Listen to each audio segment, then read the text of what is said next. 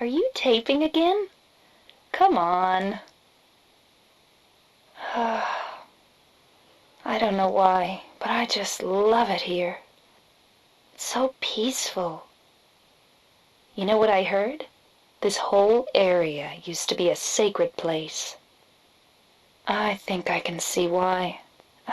It's too bad we have to leave. Please promise you'll take me again, James.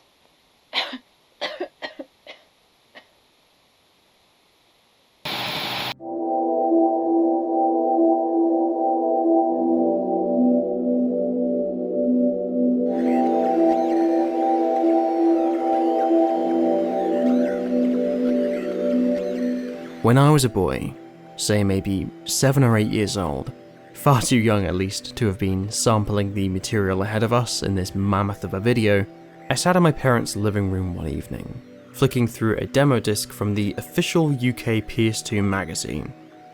My father had plenty of PS1 or PS2 demo discs scattered around, some of which were bought for me with the magazine, while others just kind of found their way into my possession one day. It was kind of an unspoken tradition that we would more often than not have these cheap and cheerful bundles of entertainment rather than the actual fully released games that would eventually succeed them. And for that small tiny piece of my childhood, I can't help but feel extremely grateful. Because not only did it introduce me to some of my favourite games to date, it also introduced me to the favourite game. An experience I would never ever forget. Even just at the very beginning of my exposure to video games when curled up on the living room floor to witness a mere demonstration of what would eventually become the most captivating piece of fictional media of my entire life.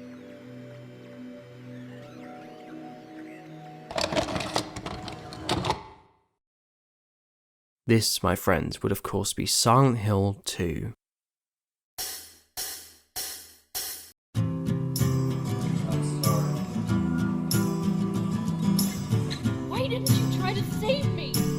All you care about is that dead wife of yours. I've never been so scared in my whole life. I know what you're planning, but there's always another way.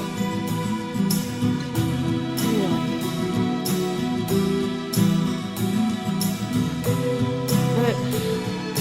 But you're the same as me.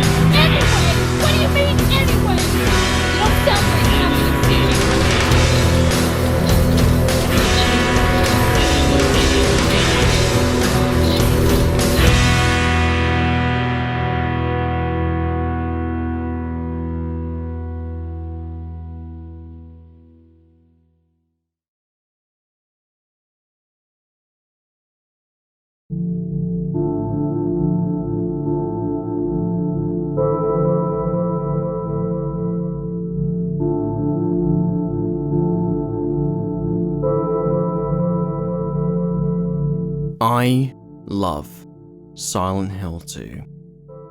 From the intoxicatingly lonely world intricately stitched together within this game, to the outstanding soundtrack, courtesy of Mr. Akira Yamaoka, or the devastatingly beautiful story and cast of characters within it, I love everything about this game. And for the purpose of just laying my cards on the table for a moment, I feel that this is important to say. Because I can't approach this game with an unbiased opinion anymore.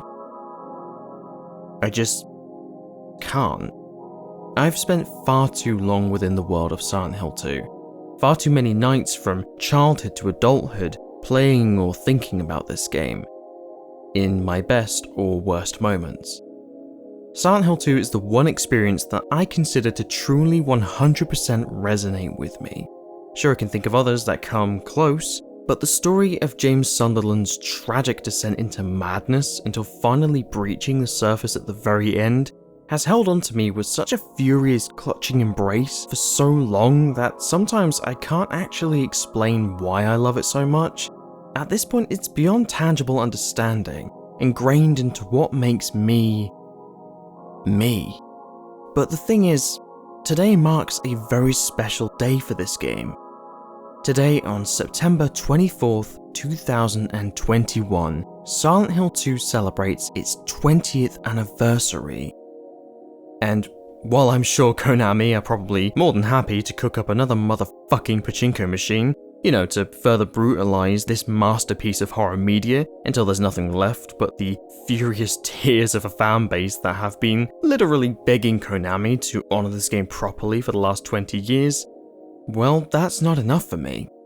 This game deserves more. It deserves 1,000,000 times better than what it currently has. So in spite of the unfortunate manner in which this game has been treated over the last 2 decades by those that actually own the fucking thing, this is my white whale. This is what the last year or so of putting this channel together has all been leading up to. The most daunting project I have ever worked on. Not really a review per se, but an analysis. A bit of a ramble at times when I get too excited. A few theories that have been floating around in my head that, by all accounts, might have just been me overthinking things. And occasionally, a gushy, over-the-top slab of adoration for this game. And for the record, this video will be extremely spoiler heavy. I also need to warn you that this game, and by extension the video, is going to touch on some incredibly sensitive subjects. If you're familiar with Silent Hill 2 as a franchise and this game in general, you're probably already aware, but considering the material covered, I would be remiss if I didn't at least mention it. Please bear this in mind, and I really, really hope you enjoy the video. Shaking people's heart deeply means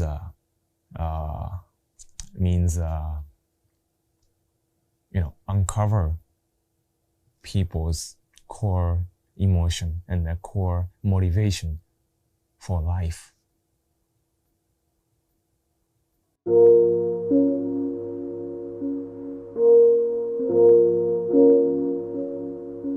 So, before we truly begin, let's address the initial premise of Silent Hill as a whole and ask a very simple question. What is Silent Hill?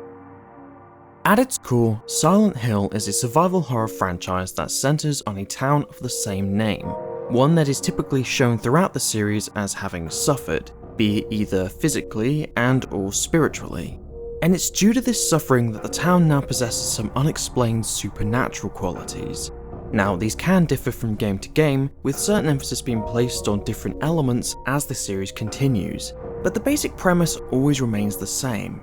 Silent Hill is a place that very specific people find themselves drawn to, perhaps someone that might have committed a particular sin, or had equally experienced pain at the hands of others.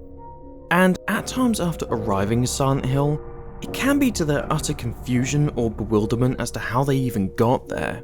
What does remain clear, however, is the incredibly alluring influence that the town carries over anyone it takes notice of. In a lot of ways, Silent Hill is a quintessential ghost town, a haunted relic of the past that now only seems to be existing through sheer supernatural force. However, it's also worth bearing in mind that many of the horrors experienced throughout the town are often simply a reflection of the horrors and trauma within the protagonists that find themselves drawn to it. And this is an element to the town that Silent Hill 2 masterfully exhibits.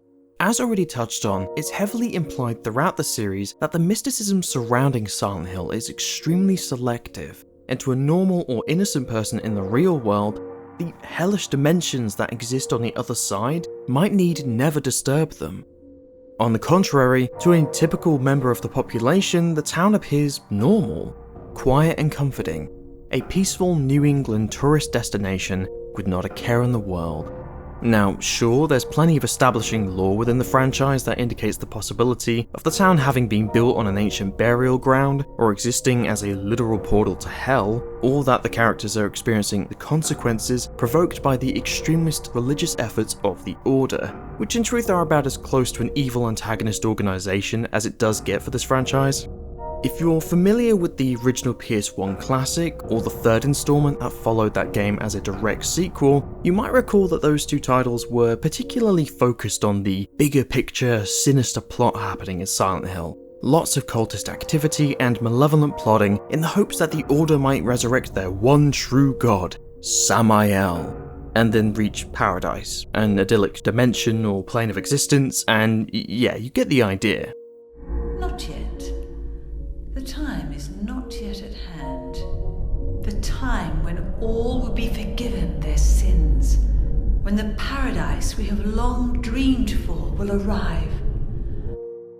But the thing is, when it comes to Silent Hill 2, well, it's not really about any of that. At all. Considering that the entire reason this franchise even exists is supposedly due to Konami approaching the dev team with the simple request of pointing at Resident Evil and going, "You see that? We want that. Do that." It's a downright fucking miracle Silent Hill 2 was even made. If it wasn't for the fact that Silent Hill ignored Konami's utterly profit-driven mindset and instead chose to see their vision through to the end on the original Silent Hill, it's fairly unlikely that the unexpected success of the franchise would have even occurred, and you can be damn sure that Konami would have never greenlit anything like Silent Hill 2 if there wasn't substantial opportunity of returning profits on the table. No way. There's way too much taboo subject material here, and taboo hardly screams commercial viability. But thank fucking god, the original was a success. And in one of the greatest creative decisions the company has ever made, Konami stepped back and allowed Team Silent free rein to realise their vision properly on the sequel, a decision that would then result in one of the most personal, intimate horror experiences in, well, ever. Because more so than any other game within the franchise, Silent Hill 2's iteration of the ghost town is not one caked in cult followings and human sacrifices or any of that shit. Instead, it focuses its attention entirely on the supposed victims of the town, James Sunderland, Angela Orozco, and Eddie Dombrowski. 3 people all drawn to Silent Hill for different reasons, but reasons that are undeniably similar by nature. As perfectly summarised by Super Eyepatch Wolf, Silent Hill is a broken place for broken people, and it's these 3 characters that stand as the core of what truly sets this game in motion. With the additional involvement of Maria, Laura, and the believed to be deceased Mary, all playing particular roles within main character James's story. A man whose tale begins with one of the most memorable lines of dialogue that I can recall.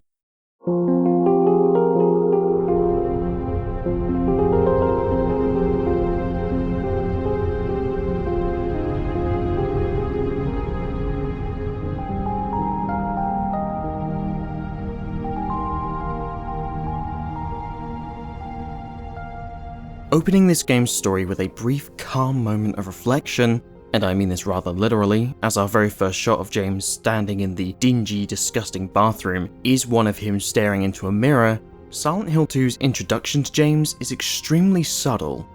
Caught in a brief moment of uncertainty, James appears quiet and thoughtful, with a perfectly suited companion piece of soundtrack to reflect a mood that immediately feels lonely.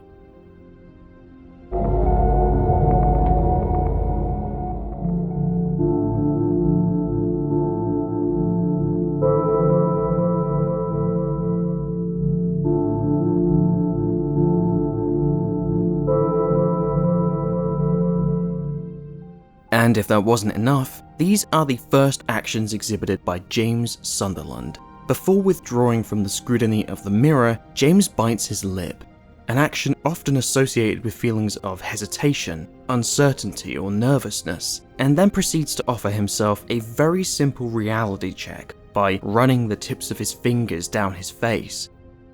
It's a small, tiny moment of the game, but extremely telling of James's mental state before we the player can even begin to understand what is happening.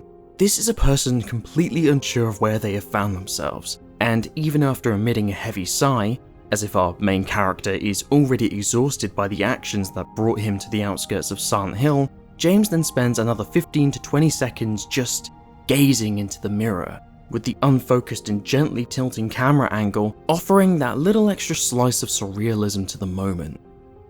And then he says it, the whole point of everything that follows from this point onwards. Mary, could you really be in this town? For those that don't know the story of Silent Hill 2, let me quickly summarise why we're here. James Sunderland is a widower in his late 20s who, 3 years prior to the game's opening chapter, lost his wife Mary to a terminal illness. One that isn't outright identified, but is implied throughout the game as having been particularly cruel to both her health and also the health and stability of their relationship. Now taking place 3 years later, James suddenly receives a letter from Mary to tell him that she now waits for his arrival in Silent Hill, their special place, which James had always promised they would visit again. But they never did. In my restless dreams, I see that town, Silent Hill.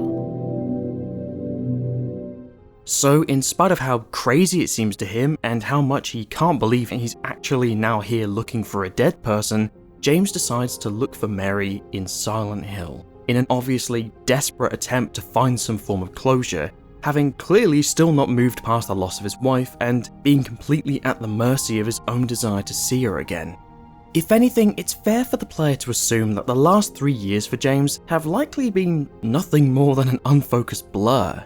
From his pale complexion to his body language, to the slow, defeated exhaustion delivered through each and every line of dialogue, James immediately proves himself a mentally unwell individual, one who doesn't seem to care all that much for his own health or well-being. Notice how the car door has been carelessly left open after abruptly parking it at an awkward angle, apparently having stepped out of the car to then immediately stumble into the bathroom without a second thought. His only priority being to make sure that he isn't dreaming, or fuck it, to make sure he hasn't completely lost his mind in coming to Silent Hill.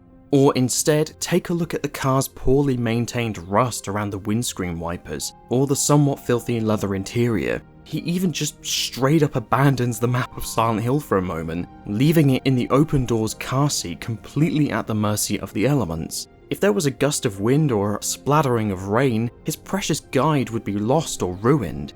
And we know that this map isn't protectively laminated, because it then proceeds to be ridden on later in the game. These are all little details that point towards James's seemingly reckless disregard for his own safety, because by this point he's really only being driven by one thing. And as he does go on to shortly confirm in the very first conversation of the game, he indeed doesn't really give that much of a shit as to what might happen to him on this journey. His only priority is to look for Mary. I guess I really don't care if it's dangerous or not. I'm going to town either way. But hold up now, we're not there yet. Because before we get to the first conversation with another character, let's spend a brief moment looking at the quiet yet incredibly ominous journey James must undertake to get there.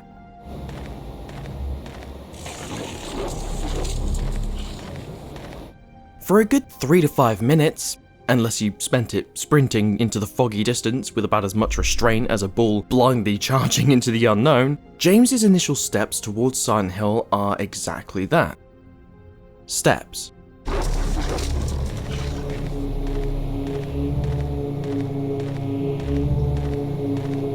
Nothing awful happens here. There's no classic Resident Evil beastie to jump out at you and force James into Silent Hill, and this is important, because instead of being chased or attacked or terrified into entering the town, James himself chooses to proceed. In spite of how threatening the atmosphere that surrounds him is, he takes every single step willingly, with the knowledge that all he needs to do to walk away from all of this is literally turn around and walk back to his car, and it would all be over.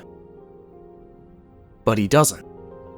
Now, sure, you can hear something in the background stomping around, and it does sound menacing, but it poses about as much threat to James as soggy driftwood just floating in the water nearby, idly crunching together while you stroll along the river's edge. And yeah, it's uncomfortable from a player's perspective, and admittedly scared the shit out of me when I was 6 or 7 years old, but if James as an established character is concerned, he doesn't show it. You're not going to see text on the screen dialogue with James reacting in fear to the source of the sound. In fact, as far as you can tell, he doesn't give a fuck. Now compare this to Harry Mason of the original Silent Hill. forced to search for his daughter in a town full of danger when she goes missing, or to Heather of the third game, driven to overcome the evil order of Silent Hill after a series of very spoilerific events ensures that there is absolutely no walking away for her. This isn't the same with James. In the earliest sections of the game, James can always, at any given moment, walk away. And yet he never does. Because again, he's not thinking about anything else except the impossible possibility that he might just find Mary. And look, if it sounds like I'm going on about this way too much and I should just get on with the rest of the video, well, I understand that point of view. But for two key reasons, it really needs to be hammered home how frankly outright fucking delusional James is before the player can even begin to get to know him. And the first reason is exactly what I've already been going on about, that James knows that this is an insane, crazy mission to undertake. He's fully aware of it. But the second reason I'm focusing on this so much is in regards to some of the criticism that has been directed towards the stilted, awkward voice acting of this game. And there really isn't any other moment that quite highlights this criticism as much as the very first scene with Angela. Excuse me, Oh, I'm sorry. I No, was it's just... okay. I didn't mean to scare you. I'm kind of lost. Lost? Alright. So this game's voice acting, it has a tendency to rub certain people the wrong way. Yeah, I'm looking for Silent Hill. Is this the right way? Yeah.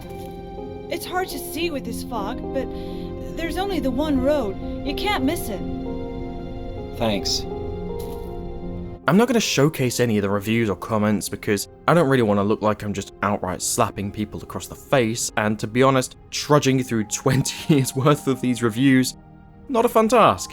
But the most common complaint I have seen is that aside from feeling awkward, or that the script might not be very good, it just doesn't feel like normal conversations are occurring between two people.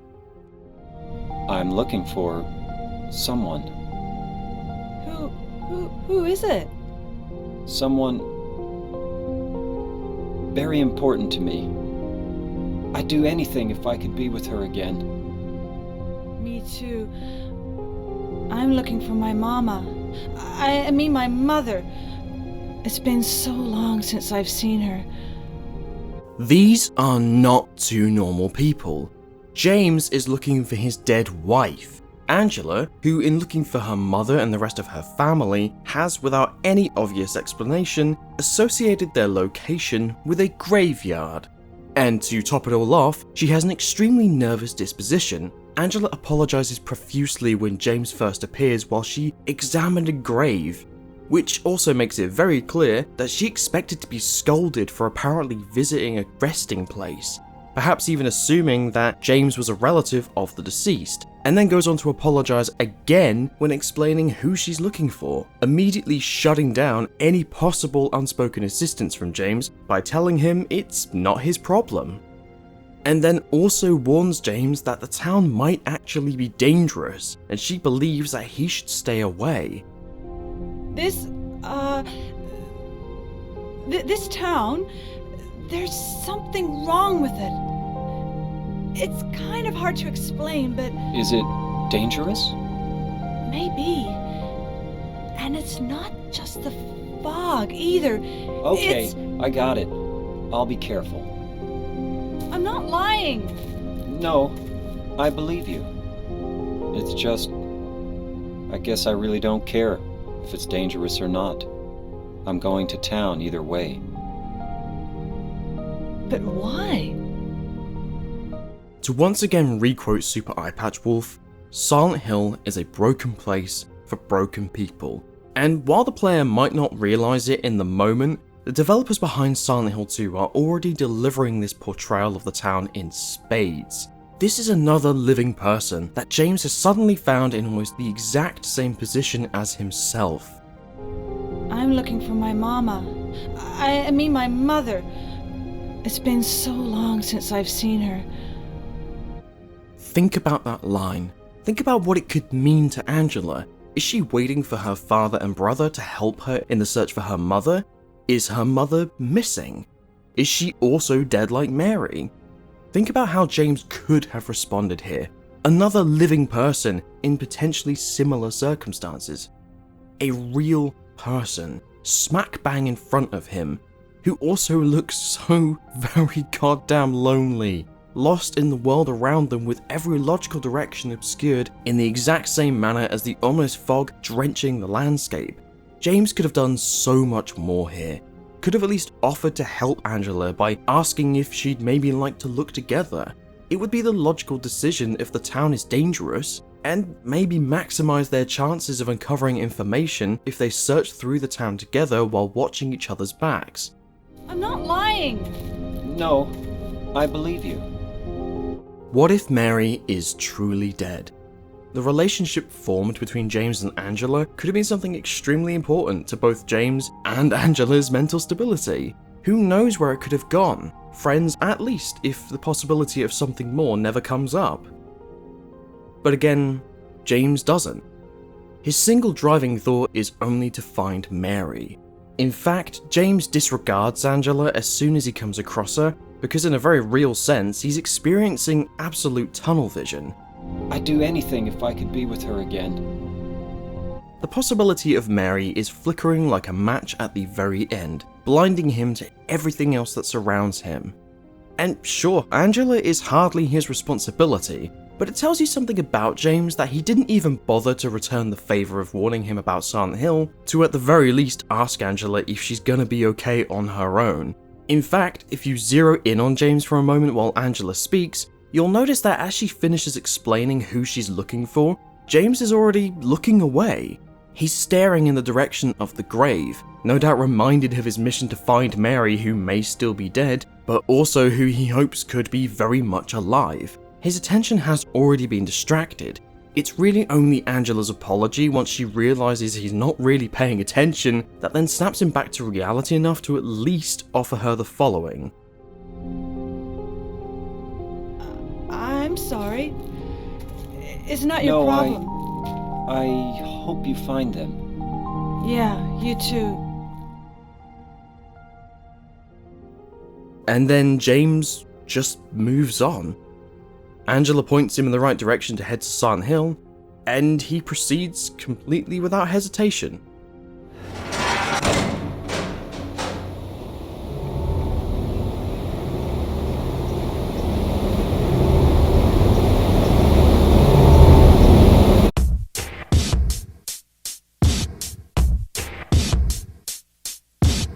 So, let me ask you something. When you hear the word monster, or think about monsters in horror media, what comes to mind? Is it zombies, vampires, demons, werewolves, giant hellish insects or mutant dogs, ghosts, ghouls, mythical entities or aliens? Or is it people themselves, and what we're terrifyingly capable of? The sadistic and the depraved, the insane or the psychopathic? Regardless of what it might be, every person will, at some point or another, find themselves face to face with what ultimately becomes their worst fear. The monster possibly lurking in the shadows, or the creepy crawly that really gets under your skin when you see one. But how often is it obvious why we feel so much fear? Focusing more directly on scary or unsettling media, it could perhaps be due to the uncomfortable nature in which the horror movie built up to that moment, or a specific element to the design and aesthetics of the creature. Regardless of whatever it was, symbolically there was something in there that got to you. And when it comes to the monsters of Silent Hill 2, symbolism is absolutely 100% everything.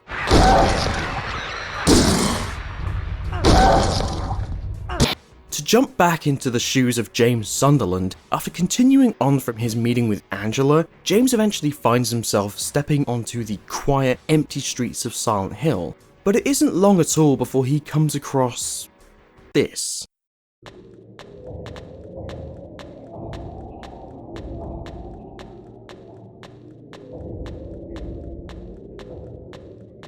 Now, I don't know about you, but I wouldn't follow this thing. James, on the other hand, Well, naturally he does. First down a road or two, then to an alley, then to a dirt road, to then ultimately discovering the first monster of the game in beautifully repulsive fashion.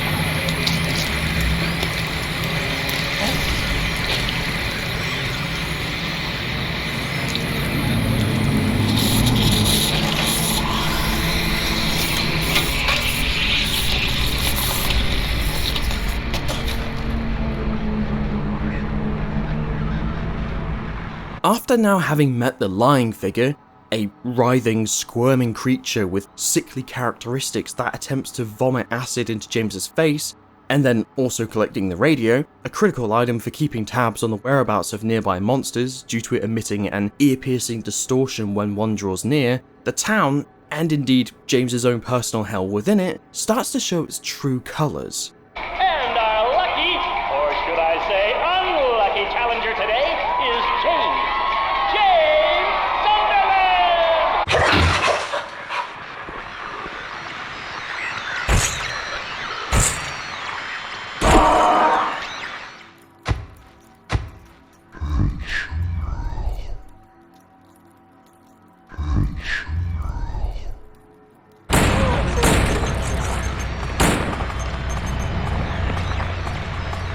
Remember what I said about this game focusing on the characters instead of just throwing evil beasties at you? Well, this is what I mean.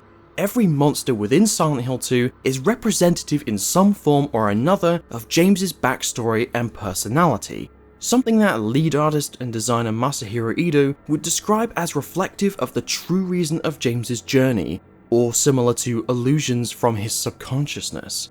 As such, every monster that James encounters is one that he himself has unknowingly had a part in creating, and while the initial shock and appearance of these monsters might offer some obvious indication, a lot of the deeper explanations behind these are realized very gradually. To offer some examples, we later encounter such cases as the twitching mannequins, a representation of sexual inclinations bordering on blind, mindless lust. They are, after all, literally pairs of legs and nothing else. Alternatively, the aggressive bubblehead nurses attack James with a more intense ferocity, a combined representation of severe anxiety regarding hospitals and medical attention in general, while also indicating sexual frustration, temptation, and desire. The outfit worn by the nurses having been deliberately, shortened, shall we say, in spite of their more gruesome qualities.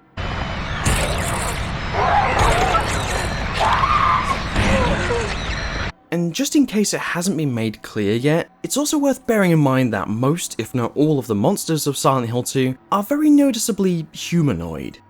Every creature bears resemblance to a human-like figure experiencing some form of horrible suffering, a person in distress or extreme discomfort or pain. These aren't the blistering masses of horror seen in other installments of this franchise, flying beasties or any of that. No. In what proves to be far more unsettling, there are recognizable human traits to be found when regarding the twisted, agitating lying figures, a monster commonly compared to a person flailing desperately while trapped inside a straitjacket, or the violently sexual interactions between mannequins and, another monster, who we'll get to later. And when examining the monsters of the game, there's little avoiding another of Silent Hill 2's most notable criticisms. This of course being the clunky, awkward combat system that so very many people really truly dislike. So in a lot of ways, Silent Hill 2 is technically an open-world survival horror experience. You're offered free reign to investigate in any direction you choose, so long as the road isn't blocked or perhaps if a key is necessary in order to proceed, which if it is the case then tends to be found through the direction of odd letters or clues picked up along the way, or something you might have just randomly come across. Now, bearing this in mind, Silent Hill 2 is still arguably a very linear title, which for the sake of delivering the game's narrative is absolutely the best way to go. But what does remain consistent is also the complete lack of apparent direction as you continue searching through the town, looking for any sign of Mary. True, James will note that perhaps the hotel on the lake or Rosewater Park might be the more likely places to find Mary, but most of the locations you actually come across are either due to you being lured there by another character, or simply through sheer necessity when you determine there is literally nowhere else to go, likely due to James actually being drawn there by the town itself, even if he doesn't realise it. As such, while you proceed throughout this game, you'll gather more hints, bits and pieces as to where Mary might be located. And as you do, you'll also start exploring more buildings, dark alleyways, or other local places of interest, during which you will of course also encounter the various assortment of monster enemies that grow increasingly more difficult to deal with as time goes on, further highlighting the game's combat system, which again, as I've already mentioned, does get a fair bit of grief from both fans and casual players alike. Now, cards on the table, I'm not particularly fond of this combat system either. For starters, the melee attacks are infuriating to all hell due to a combination of input delay and the sometimes pitiful striking distance. Plus, the fact that the camera controls are borderline schizophrenic at times means that actually seeing what you're trying to kill can be fairly damn aggravating. Whereas on the other hand, the game absolutely showers you with health and ammunition, so in all honesty, the level of challenge is usually kept to a minimum anyway. Most of the time while you wander the streets of Silent Hill, you can dodge and weave past enemies very easily, so there truly isn't much point in fighting them while you're heading through an area to get from A to B. And this is also a factor that then comes into play quite a lot while darting through the hallways or other more enclosed locations such as the apartment buildings, the labyrinth, and to an extent the hospital. To put it bluntly, you gain absolutely nothing from fighting the monsters of Silent Hill. There are no supplies or ammunition, there's no accumulative experience or upgrades to work on, so why bother fighting them if it isn't completely necessary? Most of these things won't chase you for long, they'll lose interest and just go back to their business within 10 to 15 seconds. So really, you're better off saving your health and ammunition for when you outright have to kill something because you have no choice due to the area, or because you're looking for a key item or a scrap of necessary information. And I will just throw it out there, I'm not saying that I want upgrades and supply drops in Silent Hill, that would be a terrible decision, but this is just an observation in regards to the sheer futility of actually fighting 90% of the monsters in this game. And for the direction of atmosphere of Silent Hill as a whole, this is a good thing, just so we're clear. You're not looking to rack up a score here, you're looking for your dead wife.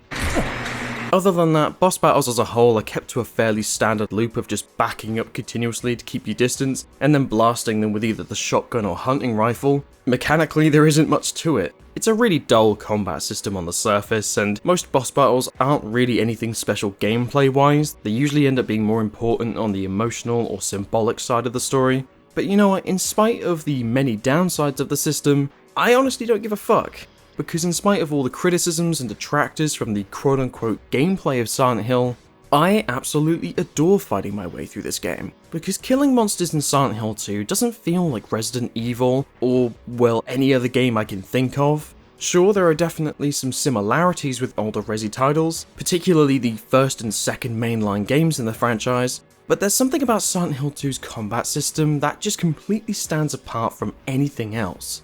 True, it's not the most unique system in the world, but while working against the batshit camera system and awkward melee controls in order to try beating the fucking thing to death that happened to cross your path, it then genuinely feels like you're struggling against the odds, even in spite of some of the more generous mechanics in work that renders the actual difficulty a fairly innocuous element to the game. But even so, it takes so many goddamn hits at times to kill these things that by the time you're finally done, you legitimately feel exhausted by the encounter.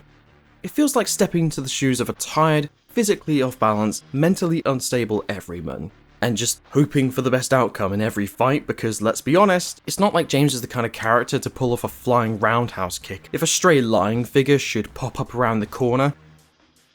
He's just a guy.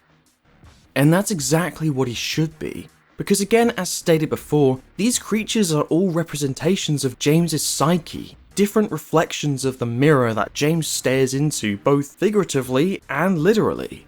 And look, I understand the need or desire for a more refined combat system when factoring what actually makes a gaming experience enjoyable. I get it, the game can be frustrating in that department. But if what you're facing is essentially subconsciously inspired illusions turned real, unknowingly created by you, it shouldn't feel good to kill these things. It's not going to feel good to fight yourself. It doesn't feel good to fight yourself. It's maddening trying to overcome the things that sit in the back of your head and just fester to no end, always sticking around no matter how often you tell yourself to just move the fuck on from it. So keeping this in mind, Silent Hill 2 presents a combat system that kind of offers exactly that.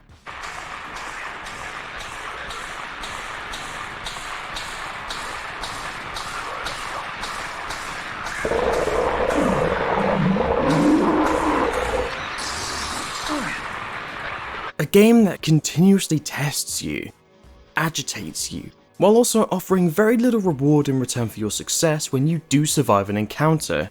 If you want all of that lovely health and ammunition that I mentioned before, yes, it is in abundance, but you need to look for it by searching through rooms or skimming by the edges of streets and buildings. If you lose patience with the game and rush, you'll end up provoking a far more detrimental experience. You'll have less to work with, which really is Survival Horror 101. Sure, the combat system isn't perfect, and it certainly has some problems, but it still feels like the perfect system for a journey so intensely focused on James, and I wouldn't have it any other way, especially when pretty much the entirety of this game has been put together with so much loving care and attention. Like, for example, the game's visuals and sound design. 役が難しいと思うんですけど、ゾクゾクするというか、不安でしょうがない。わからないと。自分の、周りに、ちょっと先に何者かいるかもしれない。そこにいるモンスターがそれで、どんなやつなのかもわからない。とにかくわからないことっていうのが怖いことだと思いますね。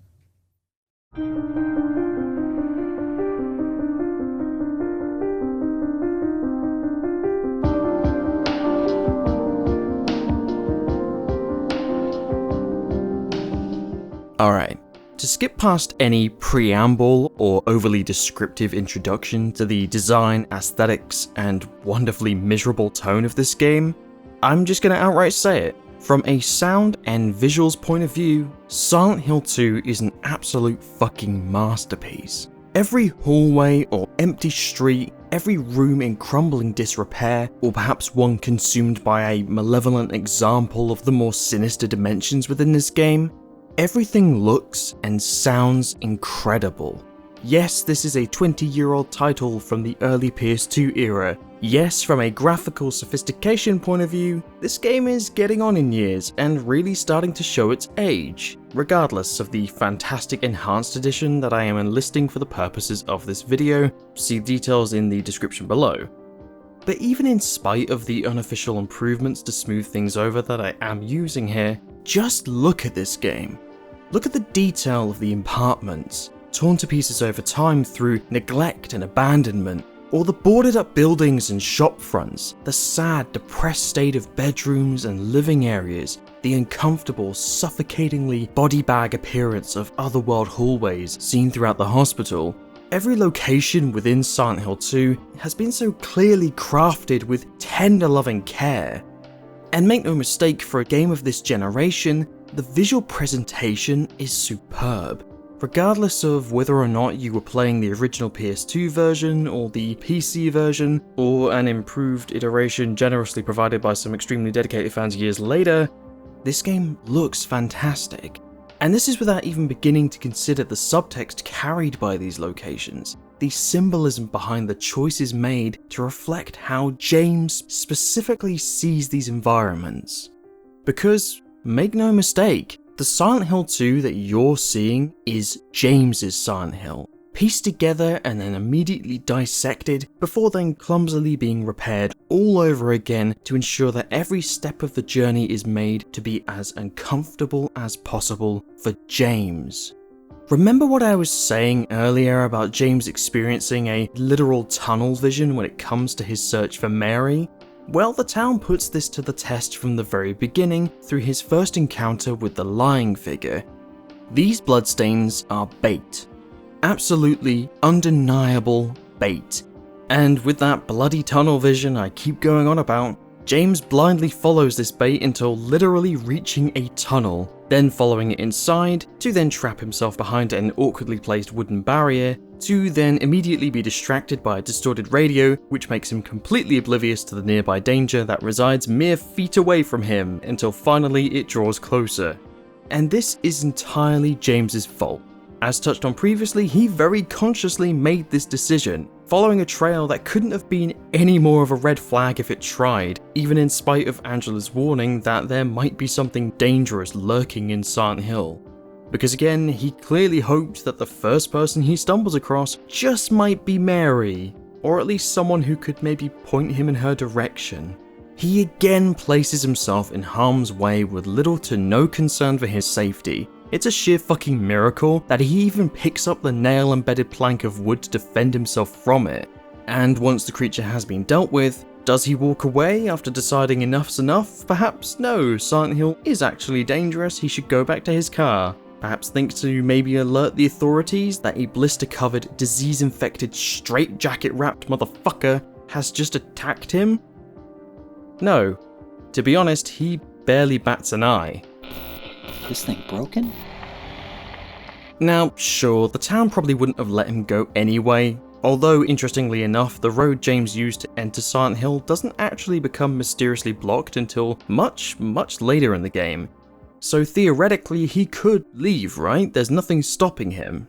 Except, well, I think I've rambled on enough about James's motivations by now that it's probably fair to assume that there is absolutely nothing in the world powerful enough to convince James to simply turn around and leave without answers. And you know what? If Silent Hill really is a town with certain supernatural qualities hell-bent on luring people in, you can bet it damn well knows this. There's not a single reason for the town to block the road yet because James won't attempt to run away. The town is already utilizing so much of James's subconsciousness against him to construct the perfect nightmare completely tailor-made to his exact mental stability. However, most of this is his own doing. James is responsible for so much of what he experiences physically and mentally. And well, that's where true inescapable horror can really start to set in.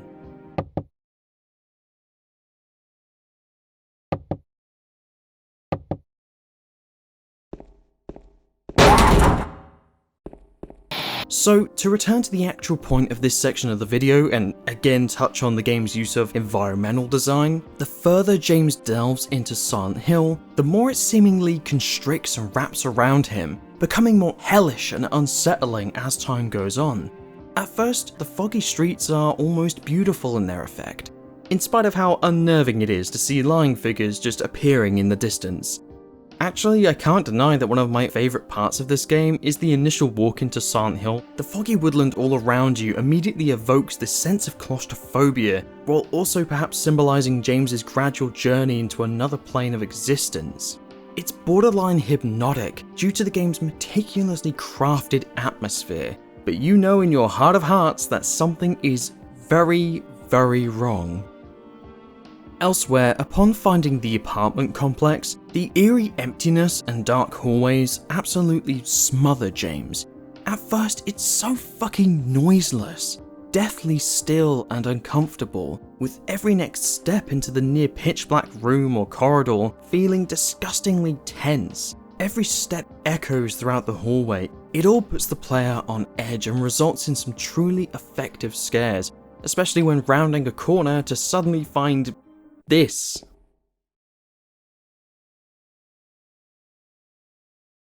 That is horrifying.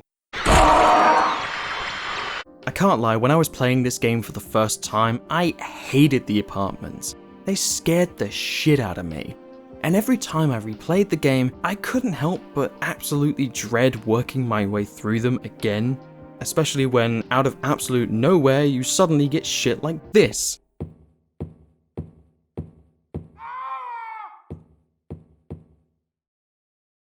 I take it back. That's horrifying. However, by the time James reaches the nearby hospital, stumbling across the more aggressive nurses, and then in turn needing to engage in more combat to get through the area, the atmosphere has grown noisier, both in the literal and physical sense. There are more enemies to deal with, and as such more chance of making a mistake and losing substantial health as a result.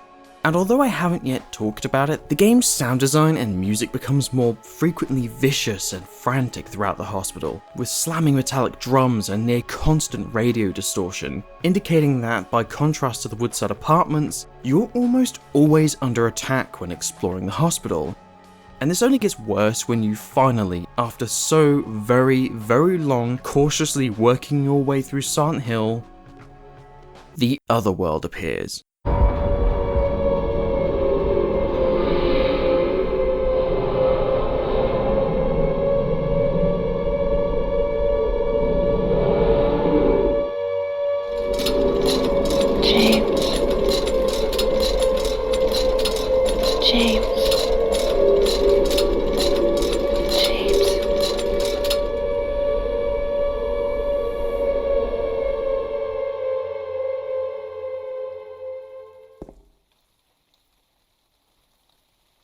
So for those of you who might have never played a Silent Hill game before or seen the movie, this franchise has something of a recurring motif that when the stakes begin to truly ramp up or something of particular significance happens, you might be gifted with a visit to the Otherworld, aka Silent Hill's version of a living, breathing nightmare. However, what you might notice when looking through different examples of the Otherworld is how violently metallic and rusty they can be, the blood-soaked hellish beasties that follow, and the immediate increase in combat activity or disturbing examples of environmental trickery. But when it comes to Silent Hill 2, everything seems grey, cold, damp, and very depressing. For example, the first transition from the foggy world to the Otherworld, once you've defeated the Flesh Lips monster, yes, that's what they're called Flesh Lips. Once you've defeated the Flesh Lips monster, instead of screaming beasties and wailing tortures or something else equally horrifying, the perspective of the game shifts. You suddenly then appear to be seeing things from the perspective of a hospital gurney being wheeled through a hallway as a distant alarm sounds, the beckoning whispers of Mary gently soothing as the scene continues, and you do see glimpses of the rusty version of the Otherworld. However, as soon as it begins, it's then over. You're now standing in a tiny enclosed courtyard outside in the rain, and it's very calm. Almost therapeutic with how serene it seems. But once you re-enter the hospital, the heightened intensity immediately becomes apparent. Bloody walls or doors are sealed off in plastic or white sheets, muting the more threatening red and orange colours of the other versions of the Otherworld to instead fill the hospital with a colour palette focused on greys and blues, one that depicts a cold, darkened environment, subtly mocking the supposedly healing qualities of an actual hospital, further emphasised of course by the murderous bubblehead nurses constantly roaming the area. And to put it extremely frankly, it's fucking depressing. If this is a representation of James's thoughts and feelings towards hospitals as a whole, or perhaps specifically the hospital that cared for Mary in her final moments, it couldn't be any more blatant how coldly he regards them, evidently having completely lost faith in the medical care system, and by extension Mary's treatment up to the point of her death, instead consciously or subconsciously focusing his bitter attentions on the things he might have lusted for as a raw, unfiltered distraction. And look, I've stated multiple times throughout the course of this video that a lot of what occurs within this game is the result of James's subconsciousness, But having now touched on the hospital, otherworld, and Mary once again, we've reached a point in the video where I'm gonna have to start being more explicit story-wise. I've refrained from doing so up to this point because if I'm being honest, I kind of wanted to make sure that anyone who hasn't played this game had a little bit more opportunity just to bail, and maybe come back one day once they've had the chance to do so. But yeah, this is pretty much it for now as to how much I can say without giving away any more substantial plot points. I've also refrained from exploring a few of the characters and the symbolism behind them because again, for this exact reason. So what I'm going to do is I'm going to touch on the game's soundtrack for a moment just to allow any of you who haven't played the game yet just that little extra time to decide, and then it's full steam ahead.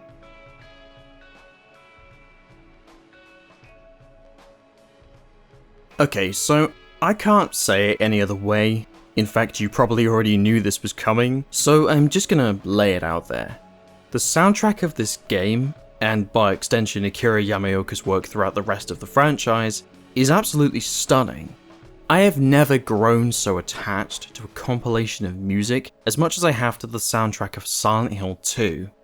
In fact, the closest comparison I can make would either be Buckethead's Pike 13, an immensely somber album that reflects the unspoken thoughts and emotions regarding the musician's terminally ill father, or perhaps Brian Wrightsell's excellent soundtrack produced for the sadly still cancelled series Hannibal. These are both examples of music that really delve deep into the emotional weight a composition can embody, and examples that do a fantastic job of feeling the heaviness behind it. And this is exactly what makes Akira Yamaoka's soundtrack for Silent Hill 2 absolutely shine. Take for instance the hauntingly melancholic track Forest, which prominently appears throughout James's first meeting with Angela.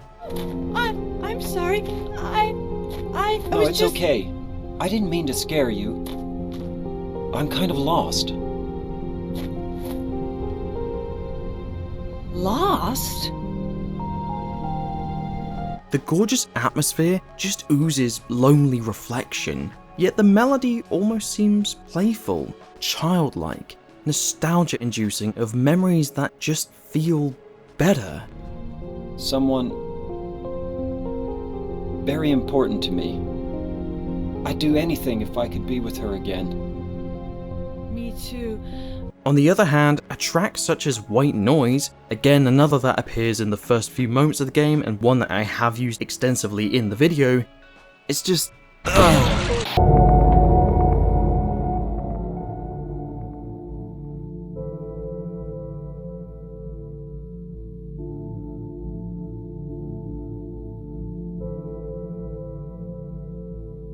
Played through the scene introducing James, White Noise is a perfect accompanying soundtrack to reflect James's dilemma. I know I've kind of already talked about this, but I just can't help but reinforcing this.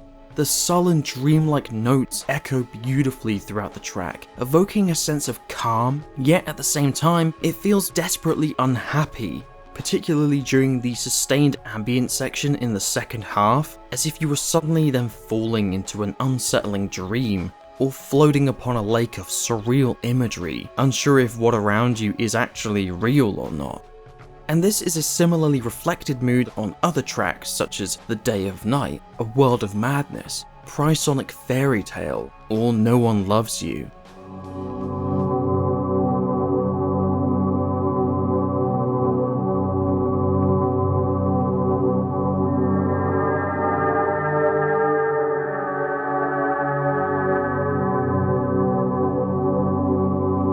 There are just so many pieces of music throughout this game that feel so very lonely. However, it's not the entire repertoire of the soundtrack, such as Love Psalm, Theme of Laura, Promise, and Overdose Delusion, all instead feature prominent guitar work with the kind of musical backbone that could be easily compared to an alternative rock band.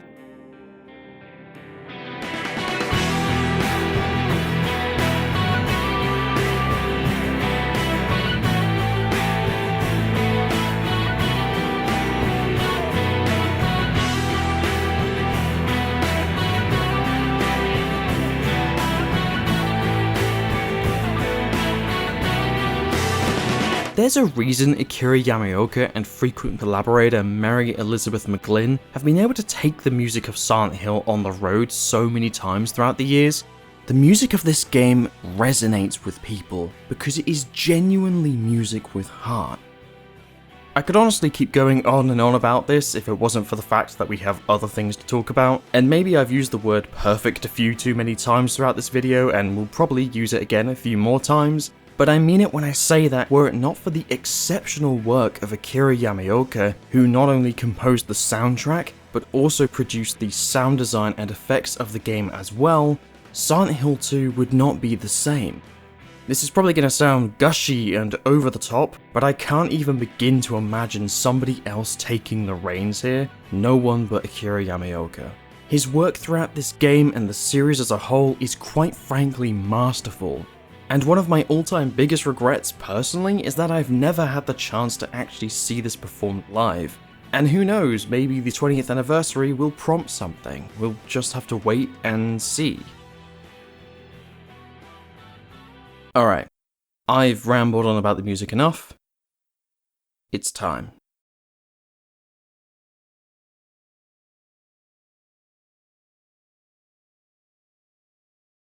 Oh, it's you.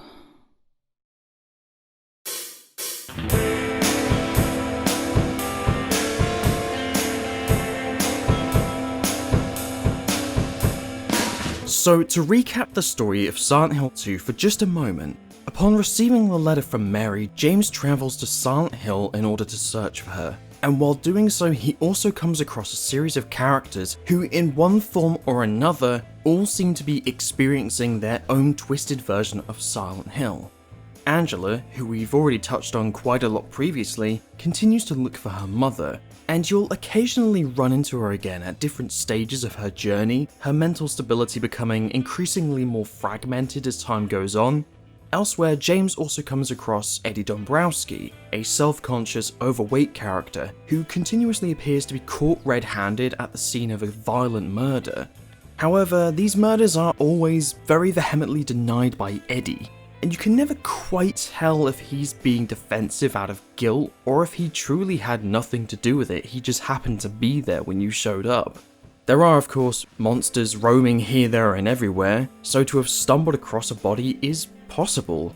And yet, in spite of this, his more selfish, flippant attitude towards other people also becomes more evident as time goes on. It's an element to his personality that is particularly highlighted in connection with another character, Laura. Hey, wait! Damn it.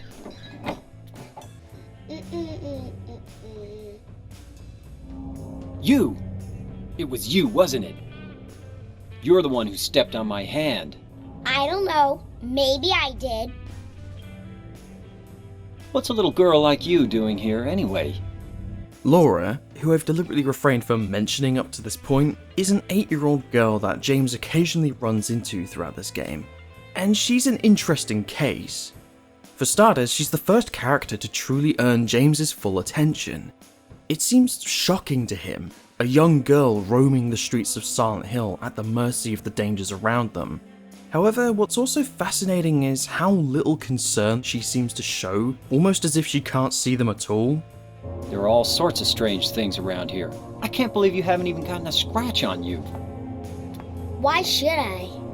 That being said, this isn't the only reason James continually attempts to catch Laura, who actually evades James with hilarious ease for most of this game. He's desperate to find and speak to her, because Laura knows Mary. How do you know about Mary? What's the big deal? Why can't you just tell me? You gonna yell at me if I don't? No, I won't. And not only that, she also knows, or at the very least suspects certain things about James. She accuses him of not loving Mary, while also taunting him or deliberately trapping him in an area, again apparently completely oblivious to or legitimately unfazed by the fact that James might just end up getting ripped to pieces. Ha ha, I tricked you. Open the door, Laura. Why should I? I'm a liar, right? Want me to open it? Huh? Do ya? So in a nutshell, she's immature, even obnoxious on occasion, which James in fact openly calls her out on in one of the rare moments that he displays genuine anger in this game. You snotty little brat! Open up!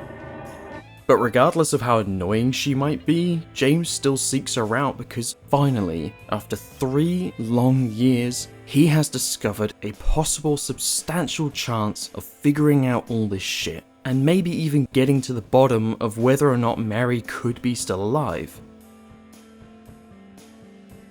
Or rather, he might have, if it wasn't for Maria. Mary?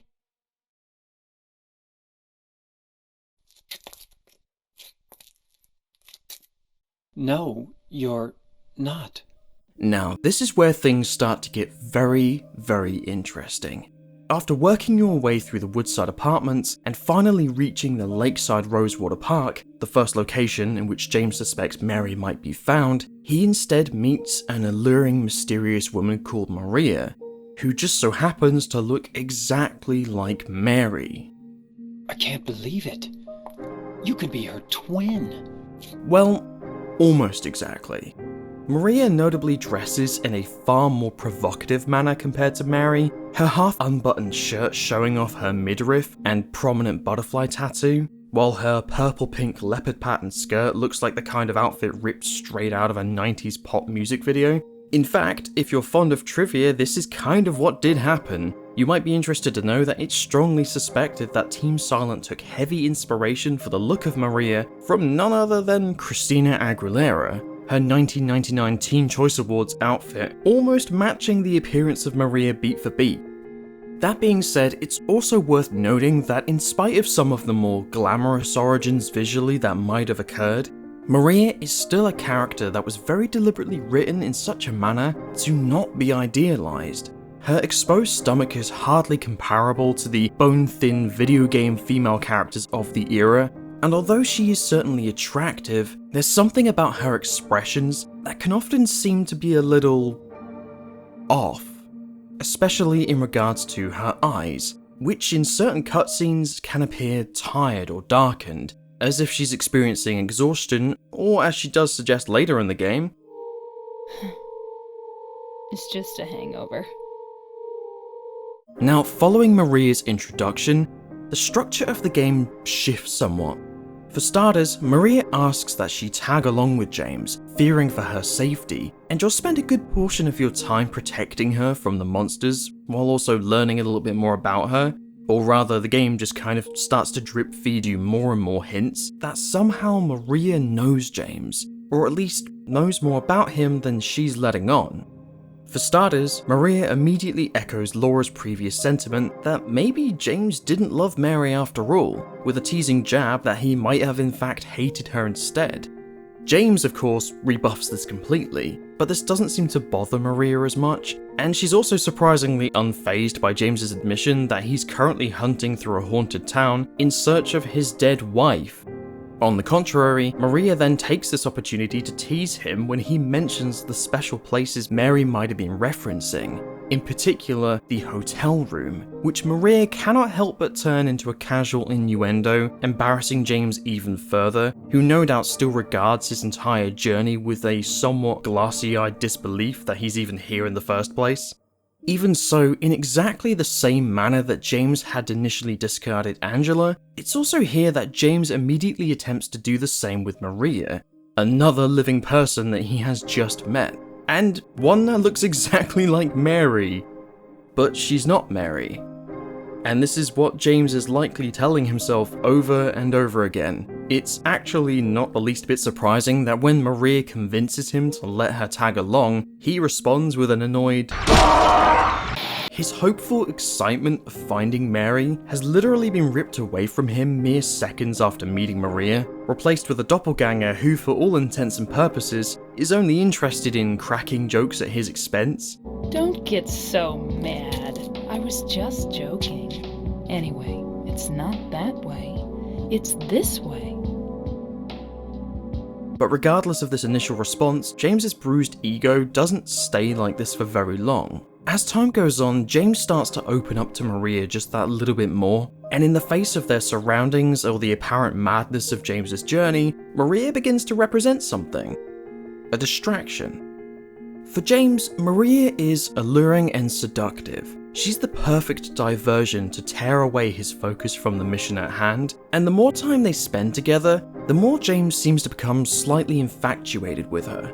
Aside from humorously answering back to Maria's dislike of bowling, he also rather cheekily attempts to sneak a peek while Maria withdraws a key to the strip club that she just so happens to have hidden within her clothing. And Maria doesn't seem at all bothered by this. Elsewhere, when Maria takes some time to rest due to her supposed hangover, she suggestively strokes the empty mattress space beside her with a rather provocative, So comfy. And to this, James also seems to be thinking the same thing, as even though he eventually arrests himself enough to state that he's going to continue searching for Laura, James stumbles for a moment and instead simply states, her? I'm gonna go look for her. For Laura. I'll be back as soon as I can. So it's fair to assume that James was in fact reminding himself of who he is really looking for, her actually being Mary, but he does then go on to apparently correct himself for Maria's benefit by specifying that he means Laura, not Mary. It's a rare moment that seems James legitimately distracted from his goal, and also something that seems to reoccur to him now and again throughout their interactions. James allows himself some levity around Maria, such as the occasional flirtatious retort when she makes a playful jab, something that not so long ago James had initially met with a completely blank-faced silence.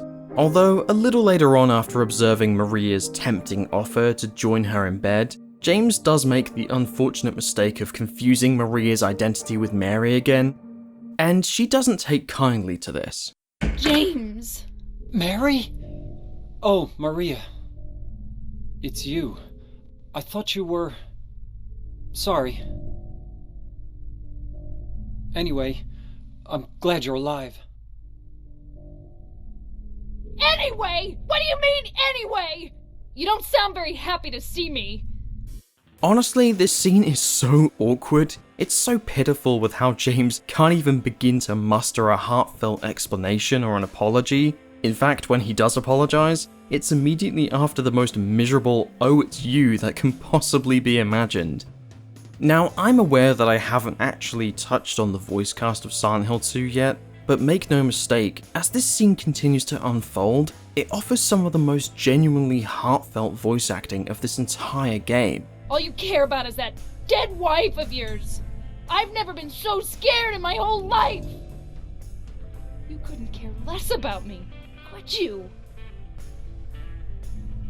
Maria's terrified rage in reaction to James's complete ignorance towards her safety is gut-wrenching, whereas James's fumbling, helpless mutterings are so blatantly the responses of a man completely clueless as to how best tackle the sticky situation he's found himself dealing with. In a lot of ways, James responds in exactly the same manner as would a husband in the face of his wife's wrath after making an extremely stupid mistake. He has absolutely nothing to say, because he knows he's in the wrong. He knows that by overlooking Maria's well-being, he's acted like an arsehole. But he also seems to struggle when attempting to comprehend the weight of his actions, and instead can only hold Maria while she sobs into his chest. No, I Then just... stay with me. Don't ever leave me alone. You're supposed to take care of me. It's such a naturally uncomfortable human interaction between two people, especially when you compare it to the awkward conversations between James and Angela, or the stilted, off-kilter personality that James so often presents throughout the game. And it's to the credit of voice actors Guy Seeke and Monica Taylor-Horgan that this scene ended up being as impactful as it did.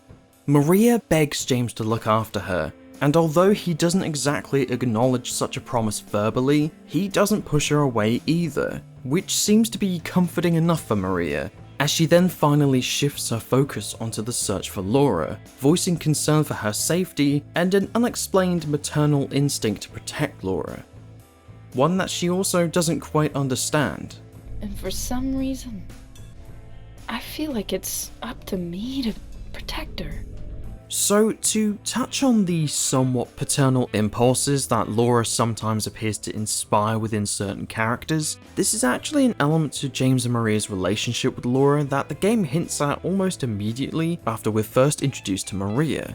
You might recall the bowling alley scene I mentioned previously. Well, when entering the bowling alley, James overhears Eddie and Laura talking. And while walking towards them, Eddie just so happens to ask Laura whether or not she's found Mary. And yet, to James's legitimate credit, when approaching Eddie, he doesn't immediately accost him looking for information about Laura or trying to wheedle out her relationship with Mary from him. Instead, James gives Eddie a full-blown lecture for letting Laura go when there are so many monsters running around, and Eddie's response to Laura's well-being is to eat Pizza! However, Maria at least seems to be concerned. As soon as James steps outside, she points him in Laura's direction, and they immediately give chase. It's also worth bearing in mind that as far as James and the player can tell, Maria and Laura never actually seem to meet each other. Throughout the entire main storyline, they never talk, they never interact or even share a cutscene together. But in this particular moment, it doesn't matter. The Maria that enjoys making fun of James and apparently doesn't take a lot of anything all that seriously is suddenly replaced with one full of protective maternal instinct and empathy. Maria bonds with James in this moment, to the point that he even almost fully wraps his arms around her until she pulls away from him to ask about Laura. The rage and humiliation from having been confused with Mary is now gone from her mind. James has been forgiven, and he's also allowed himself to open up to her just that little bit more. Unfortunately, James still pays for his blunder only moments later in the game, because Maria dies. Open up!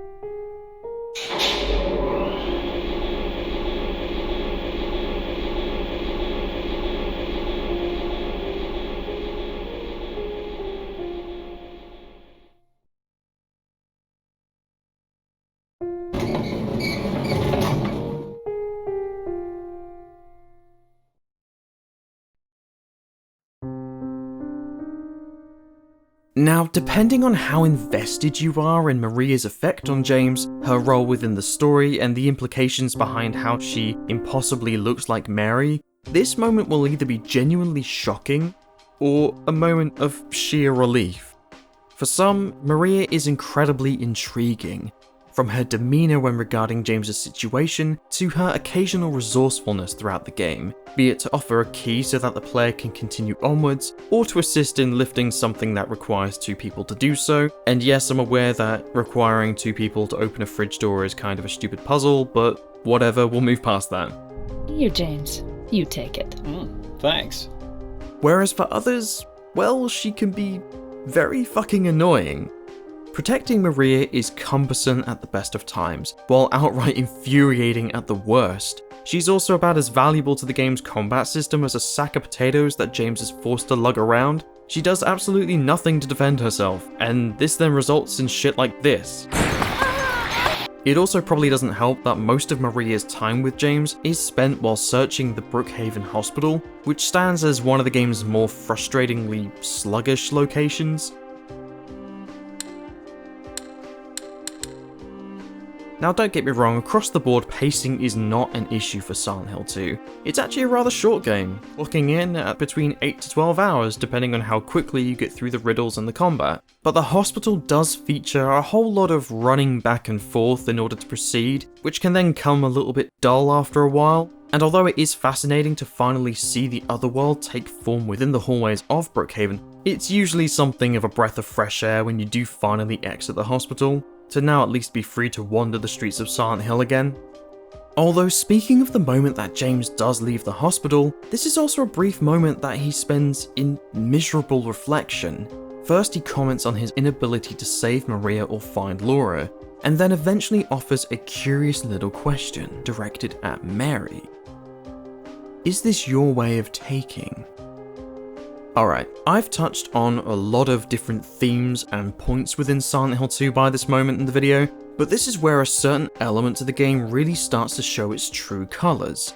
This being that perhaps the town isn't allowing James the opportunity to find Mary, and instead is punishing James by putting him through a horrific set of ordeals. Following the death of Maria, there's an undeniable sense of hopelessness in the air that then begins to spread throughout the second half of the story. And in spite of how much James supposedly wants to find Mary, no matter how many times he repeats the same mantra of looking for her over and over again, maybe he doesn't actually deserve it. To take a moment to discuss the subject of hopelessness, this is something that the game actually touches on rather heavily throughout its entirety, but if there's one character that represents such a glum emotion from the very first moment you meet her, this of course would be Angela. Will you hold it for me? Sure. No problem. If I kept it, I'm not sure what I might do.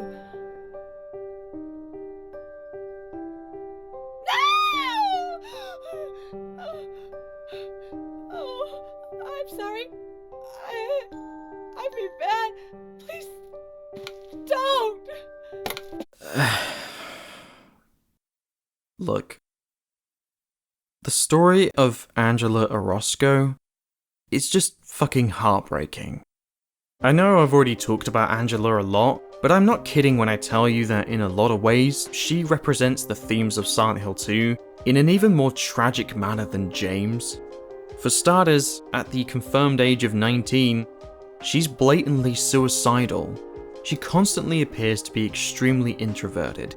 She excessively apologizes about everything, and at times can be very distrustful. To put it bluntly, something has obviously happened to Angela, and for her there's seemingly no way out. Not the endless search for her mama, who as far as James can confirm is nowhere to be seen, you don't run into her at any point in the game, nor the possibility of a simple conversation with another human being. In the end, she's been reduced to a terribly lonely individual, and the worst part of it is there's absolutely nothing you can do to save her, nor in fact any of the other characters that might pop up in James's timeline. And even when it does appear that James finally tries to do something for Angela, it also quickly becomes apparent that there might just be no happy endings here. So after exiting the hospital, the game progressively becomes weirder, more surreal and otherworldly. For example, you finally reach the Silent Hill Historical Society. However, it isn't long at all before James is then forced to journey down an absurdly lengthy flight of stairs, after which he then eventually reaches Silent Hill's Toluca prison, several hundreds of feet underground. And this place is horrible.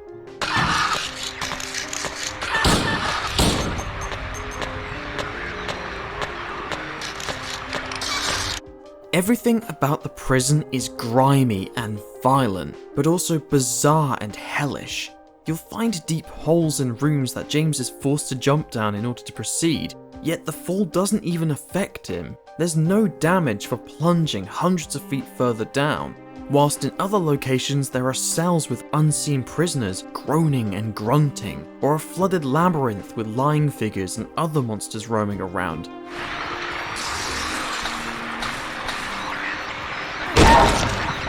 Or a massive underground cavern with what sounds like an invisible horse chariot circling James as he makes his way towards this goddamn puzzle.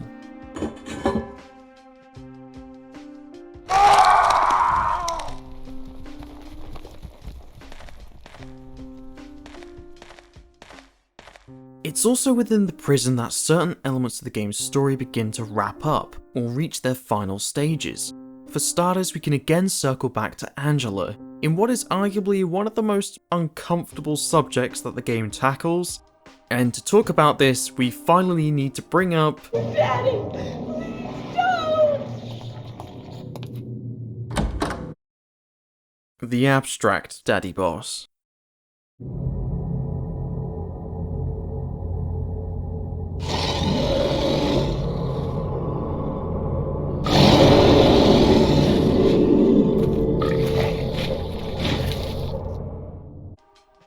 Okay, to put it bluntly, Angela is the victim of childhood sexual assault at the hands of her father and brother.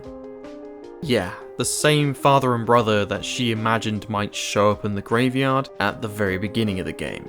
And the abstract daddy, along with the fleshy interior walls of his domain and the repeatedly pumping back and forth pistons of what is effectively Angela's cell while trapped within such a miserably dysfunctional family.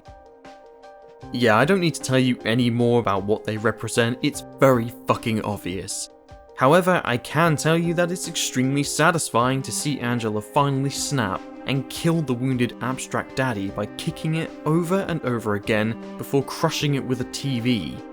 Or rather, it would be satisfying if it wasn't for the fact that Angela is so fucking broken by this moment, so terrified by the world around her that has betrayed her to endure an entire lifetime of mental and physical abuse, that she doesn't even accept James's help.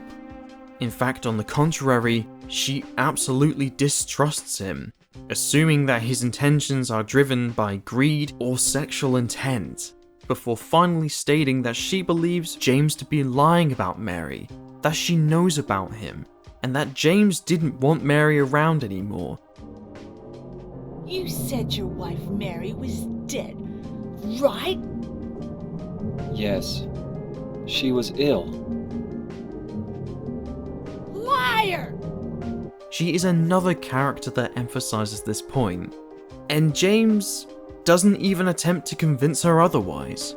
It's only after Angela leaves the room that he finally mutters, "That's ridiculous. I never..." Oh, and on the subject of ridiculous or impossible, guess who James just happens to run into while exploring the prison? James, honey, did something happen to you? After we got separated in that long hallway? Are you confusing me with someone else? You were always so forgetful. Remember that time in the hotel?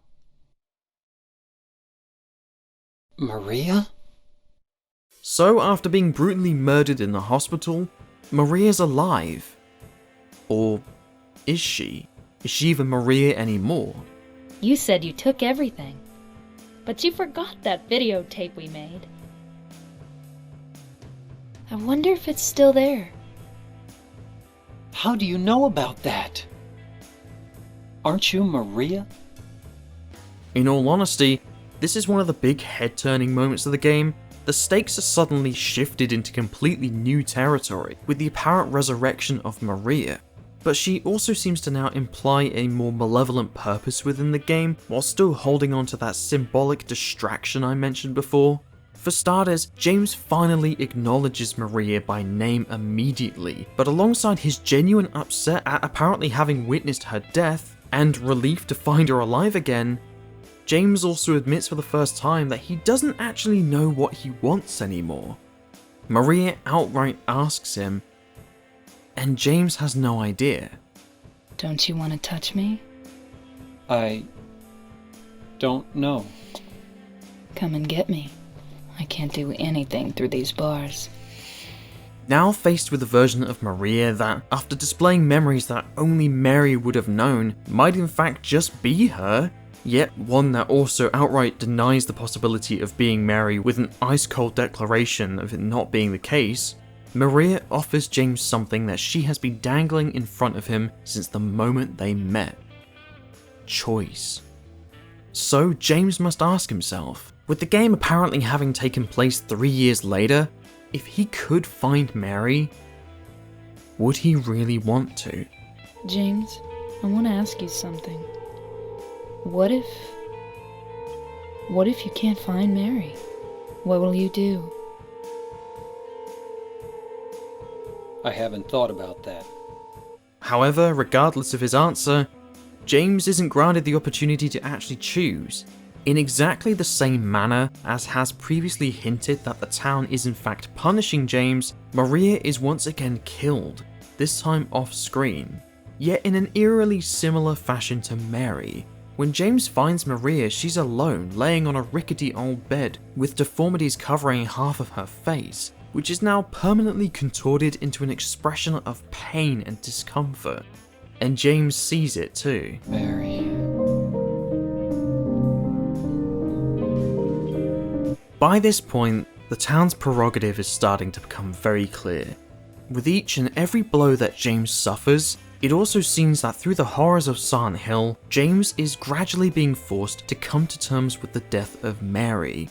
True, she could still be alive according to the letter at least, but the deeper into Silent Hill James journeys, the more unlikely it seems that he's going to find anything.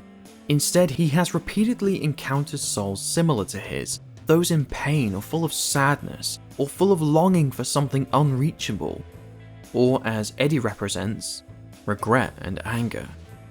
After arriving at the prison, you'll meet Eddie again, once more by a dead body, denying it as before, and then as you come to the end of the prison you'll come across Eddie in front of a body one more time, which by contrast to the previous interactions, he doesn't even try to bother covering up having murdered.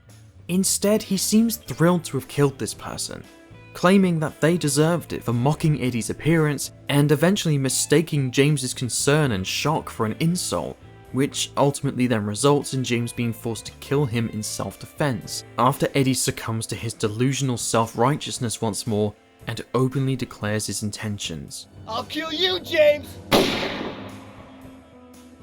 And yet, the thing is, Eddie's story is still one buried in tragedy.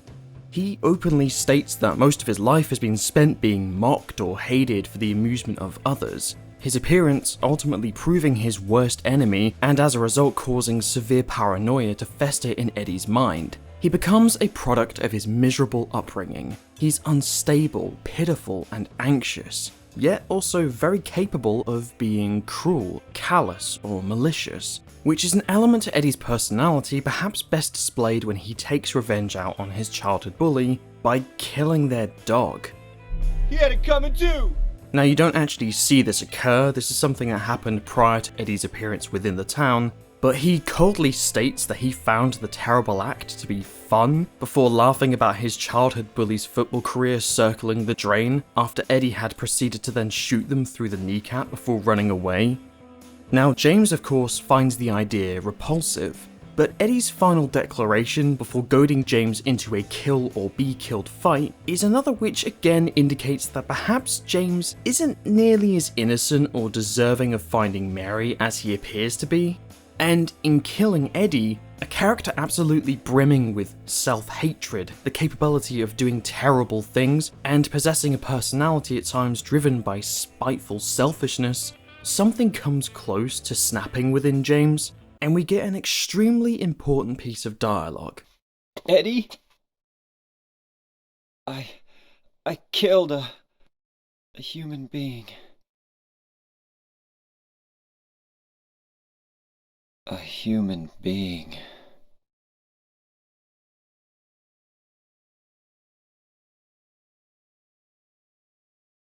Mary. Did you really die 3 years ago?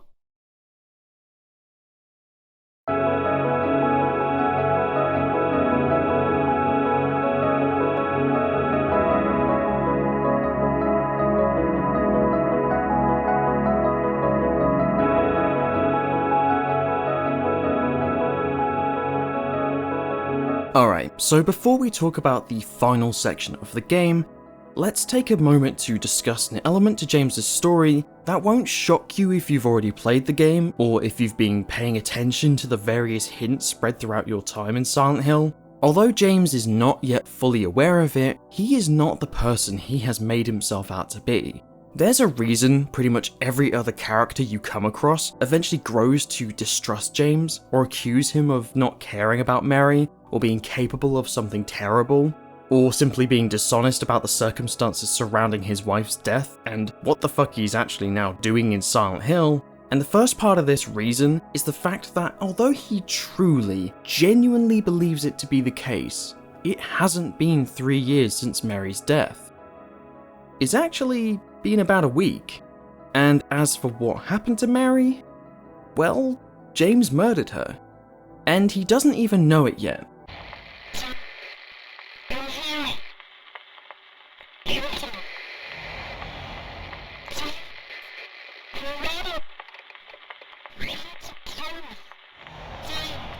What the?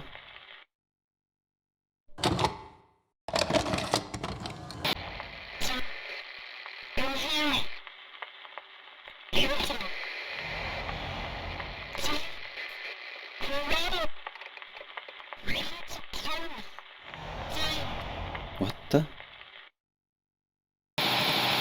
After killing Eddie, James exits the underground prison to suddenly find himself walking out onto one of the lakeside piers, and there just so happens to be a rowboat conveniently left waiting tied up for him, alongside a distant light on the horizon showing him the way across the thick, impossibly dense fog.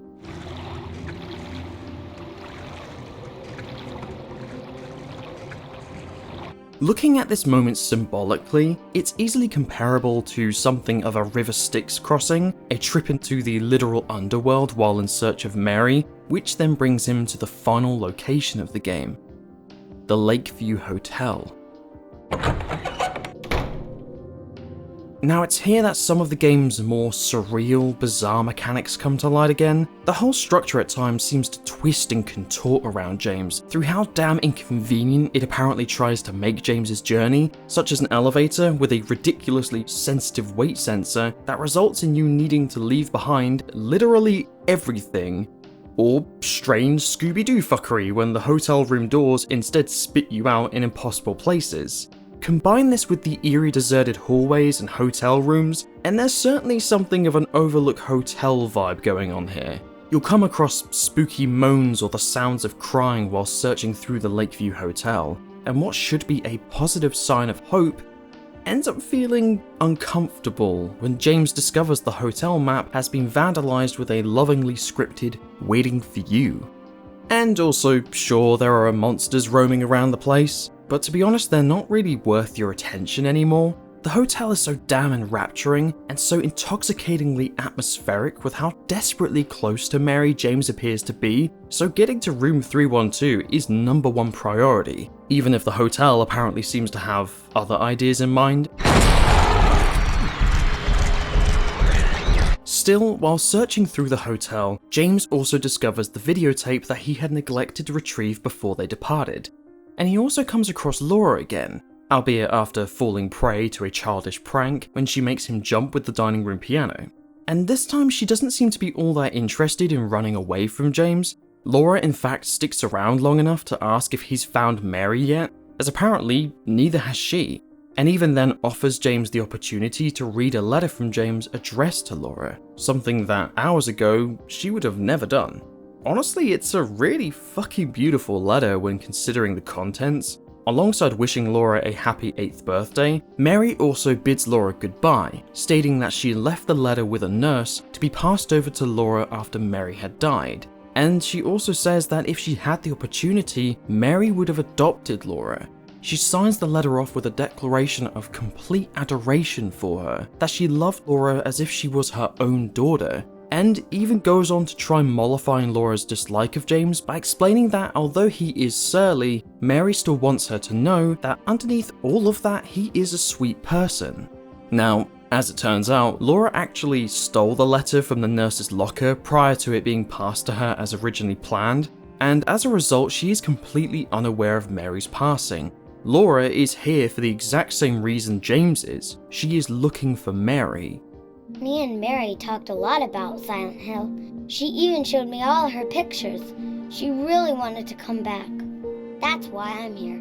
It's explained previously in the game that Laura and Mary had befriended each other while Mary was being cared for in the hospital. It's not entirely clear why Laura was there too, but Mary's desire to adopt her clarifies enough to explain that, just as Maria had sadly believed, Laura is alone. She's an orphan wandering the streets of Silent Hill, desperately looking for the surrogate mother that had outright declared an intention of adopting her. Except, unfortunately, it's also at this exact moment that, while Laura playfully draws pictures in the misted dining hall window, James is experiencing something of a complete shift in regards to his understanding of what happened to Mary. Mary's letter to Laura is proof that it has not been 3 years, but he doesn't quite believe it yet. That is, not until he sees the tape. Are you taping again? Come on. I don't know why, but I just love it here. It's so peaceful. You know what I heard? This whole area used to be a sacred place. I think I can see why. It's too bad we have to leave. Please promise you'll take me again, James.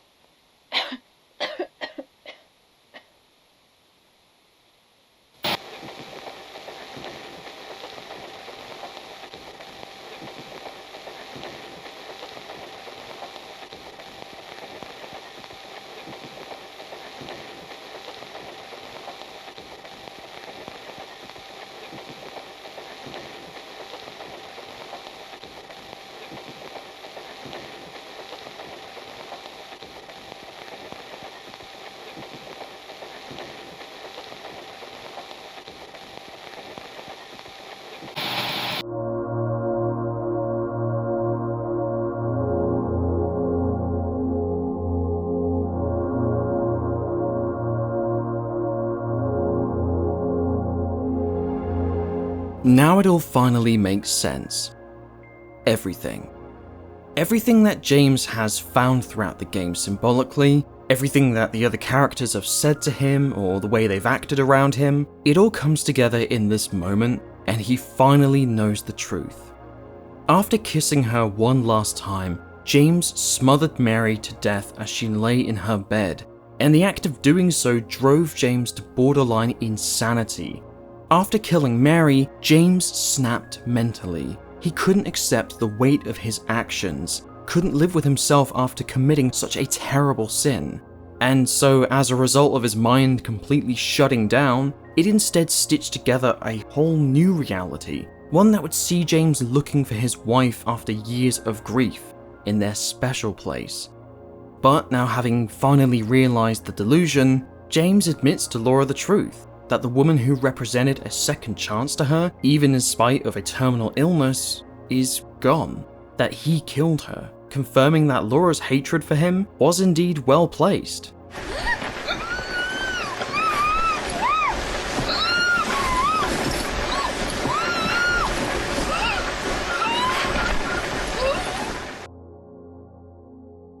So, why? Why did James do this? How could he possibly have committed such an awful crime? Well, there's no easy or simple answer, but to start unpacking the reasons behind James's actions, we now need to finally talk about a key aspect of Silent Hill 2 that I've been carefully avoiding for the last hour or so. I've mentioned numerous times that the Silent Hill that we're seeing is James's Silent Hill, and that the monsters are representative of James's subconsciousness to represent certain aspects of himself or his relationship with Mary. But there's one monster that isn't just a collage of different bits and pieces of memory or imagination or emotion. Instead, this is a monster conceptualized to have one very specific purpose in mind: to punish James for what he has done. Because deep down in his subconsciousness, James knows he's guilty, and that he deserves every little bit of it. This, of course, would be Pyramid Head.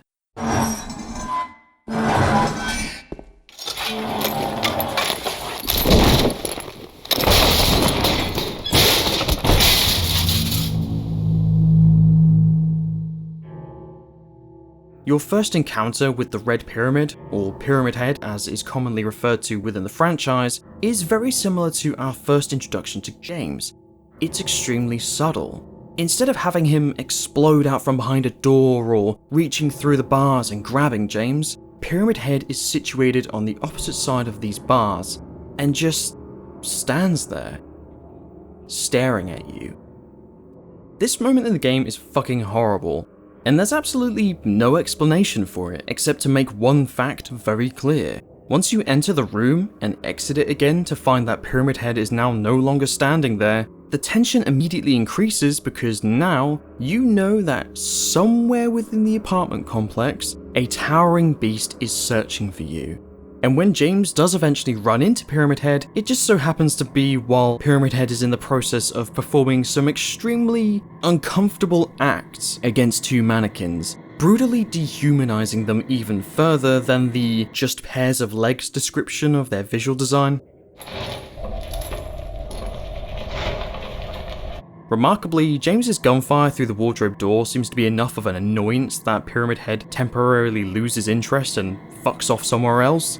But as you soon discover when meeting him again during a boss fight, no matter what kind of firepower that you pump into him, you cannot kill Pyramid Head. In every encounter, Pyramid Head is completely unstoppable. You can only push him back with gunfire, or avoid him, or run around him. But the same unfortunately couldn't be said for Maria, who after being chased with James by Pyramid Head is eventually speared through the back as she screams for James to help her.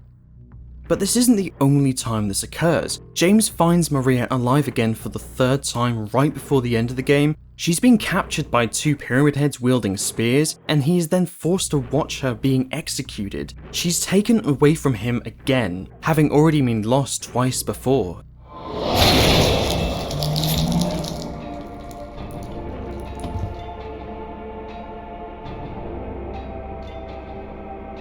Now the thing is, you don't exactly see much of Pyramid Head throughout this game. He's absent throughout most of the areas, but by the time James witnesses Maria's execution, he finally understands the purpose of such an evil monster. His tormentor is self-imposed to ensure that James's crime cannot go unpunished. Except, now that James has come to realize this, it's also in this exact moment that it becomes apparent he doesn't need Pyramid Head anymore. The delusion that James inhabited no longer exists. He's accepted his actions and by extension his guilt, and Pyramid Head knows this.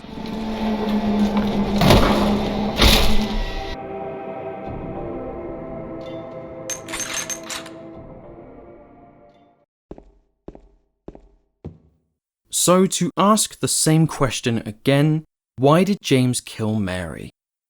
Well, to put it simply, Mary's disease completely destroyed their relationship. After having been diagnosed with the illness, Mary's emotions often turned volatile. She would lash out, angry at the world, angry at those around her who will go on living to be healthy and happy and alive for years to come, and would also lash out at James. Mary? What do you want, James? I brought you some flowers. Flowers? I don't want any damn flowers. Just go home already. Mary, what are you saying?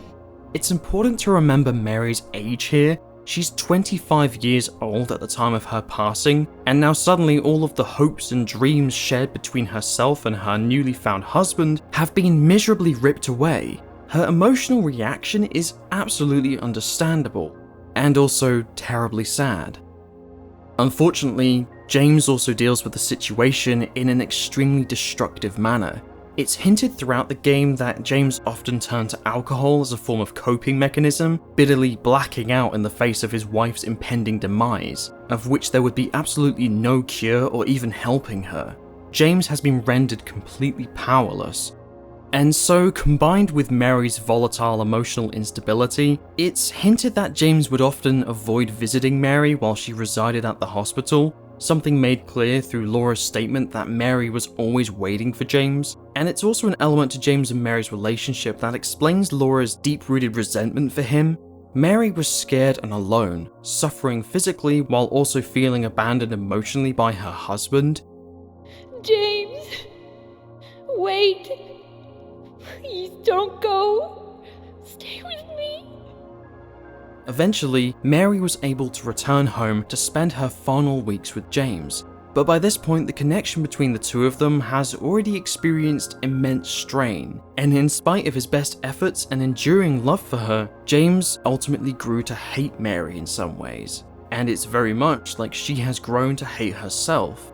The sickly skin tone and horrible after effects of the medication had reduced her to what she described as a monster. James hated both his once beautiful wife and also what had become of her, until eventually, James just couldn't take it anymore. In an act that would encompass all of the love and the hate and the pity and the sadness shared between the two, James suffocated Mary, killing her out of a desire to put her out of her misery and end her pain, as Mary herself had sometimes stated she wished would happen. But this wasn't the only reason James killed her. He also killed her to selfishly reclaim the life that James had had prior to dealing with Mary's illness. However, as already mentioned, the act of doing so proves to be the last breaking point for James. As Mary dies physically, the trauma and guilt of murdering his wife proves to be too much for James emotionally. It causes a complete and total breakdown while repressing the memory of Mary's death. Suddenly, for James, it's been 3 years since Mary's passing, of which the disease is solely responsible and he is completely innocent. And then out of nowhere, a chance to see her again comes to light. A letter. The letter.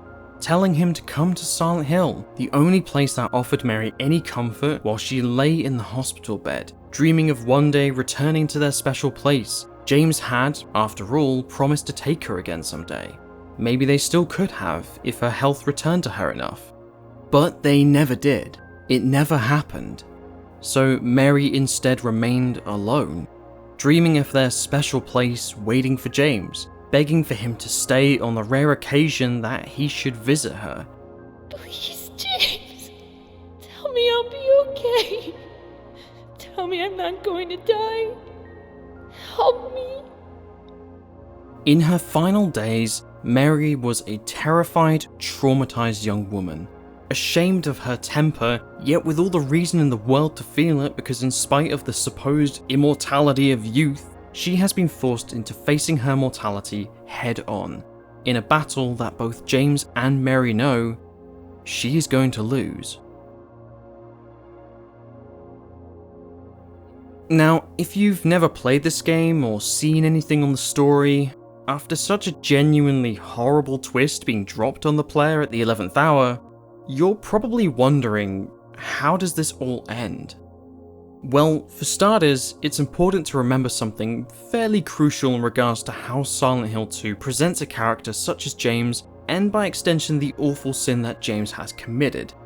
Regardless of how much he now appears to be the villain of the game, or the antagonist of his own story, James is never really depicted to be an awful, malicious human being, in spite of having now been revealed as a murderer.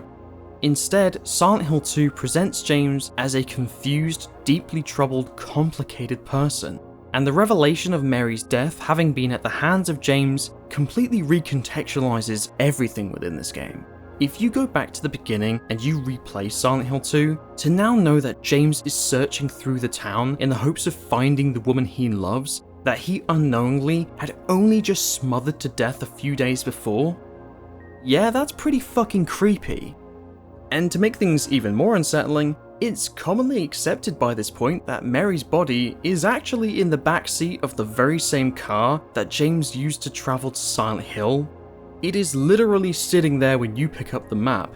You can't see it, but it's there, slowly decomposing while James frantically drives from their home to Silent Hill, carelessly parking and then stumbling into the public bathroom, leaving the driver's side door wide open. If anyone looks in there, they are going to find Mary. It's as if subconsciously, James was already attempting to locate some form of punishment for his actions, perhaps hoping to bait a curious passerby into taking a closer look at the car.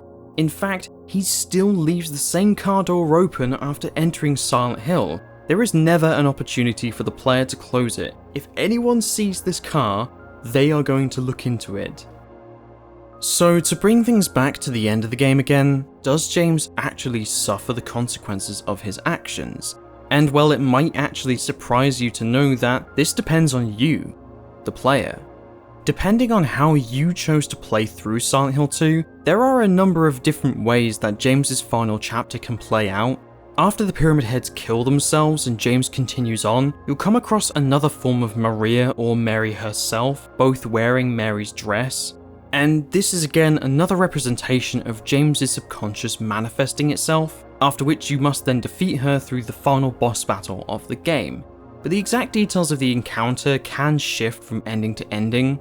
For example, Maria or Mary might appear forgiving and glad to see James, or she might be angry and hurt that he took so long to reach her, referring back to the fact that James always avoided visiting Mary while she was sick in the hospital.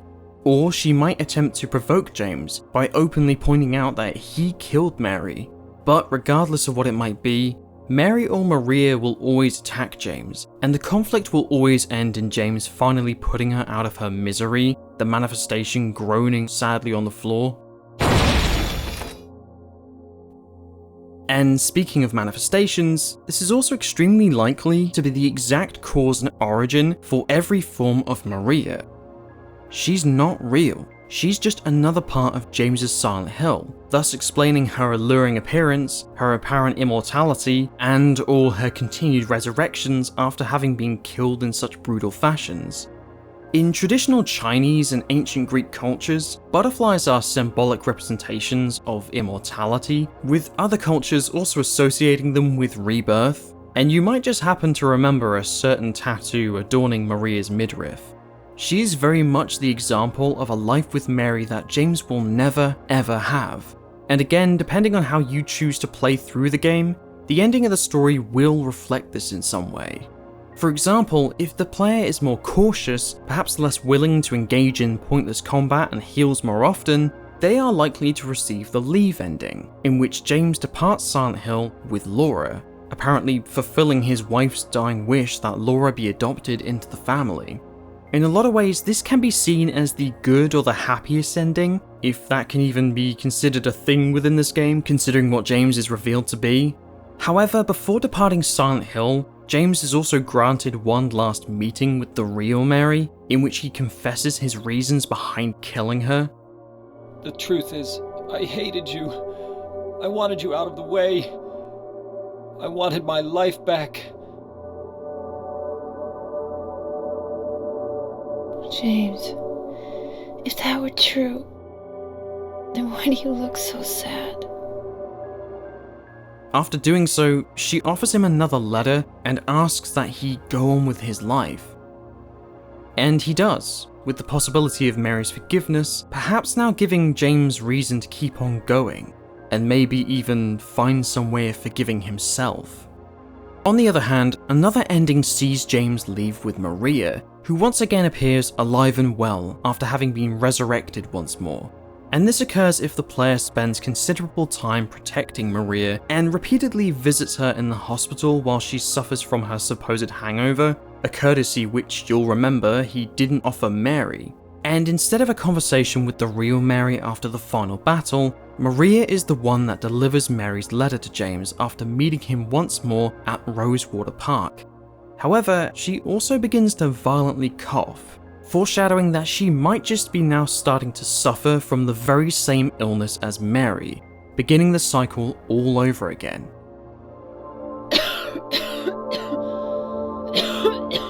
You'd better do something about that cough. Now, it's fair to assume that considering James's apparent disregard for Mary here and having not learned from his previous mistakes and sin in murdering Mary, this is typically regarded as the worst or most selfish of his endings. In killing the manifestation of Mary depicted as the final boss of the game, to then immediately set off into the horizon to start a new life with Maria, James has completely failed to acknowledge his sin, and perhaps even worse, entirely failed to respect and acknowledge the awful fate that befell his wife at his own hands. We've touched on this before and I'll say it again, Maria is quite clearly nothing more than a fantasy. She's more highly sexualized, she's more playful and confident, and she's hardly the sweet and innocent woman of his former life.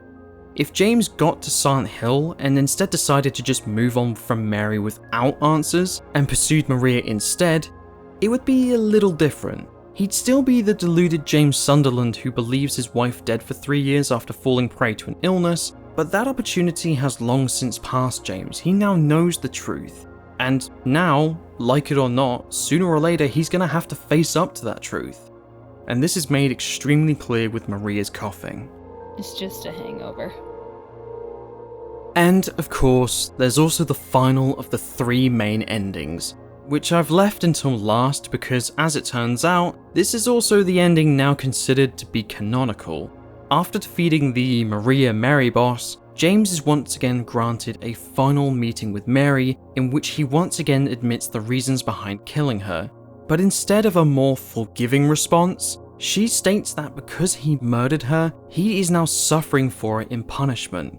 But this suffering is enough for her in repentance for his sin, and she once again offers the final letter. It's not entire forgiveness, but it's something. After this, however, instead of the scene cutting to the reading of the letter as it had before in the Leave ending, Mary begins to cough violently. She reaches out for James and he takes her hand. A few seconds pass, and she's gone. She's been waiting for James for a long, long time, and now he's here. He's by her side, holding her hand in her last moments. James at last has stepped back into the shoes of her husband and offers her the support and love that she needed before succumbing to the disease. And it's honestly quite beautiful for a moment. Except, James now knows he cannot accept a life without Mary. He gently scoops up her body and carries it back to the car in which the real Mary resides. Symbolically returning to the Mary he had once abandoned, he now leaves behind the otherworldly Silent Hill, and this cutscene happens. Now I understand the real reason I came to this town. I wonder, what was I afraid of? Without you, Mary, I've got nothing.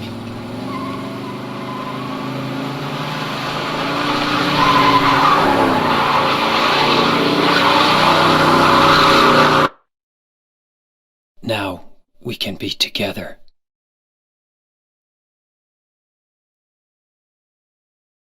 In my restless dreams, I see that town. Silent Hill.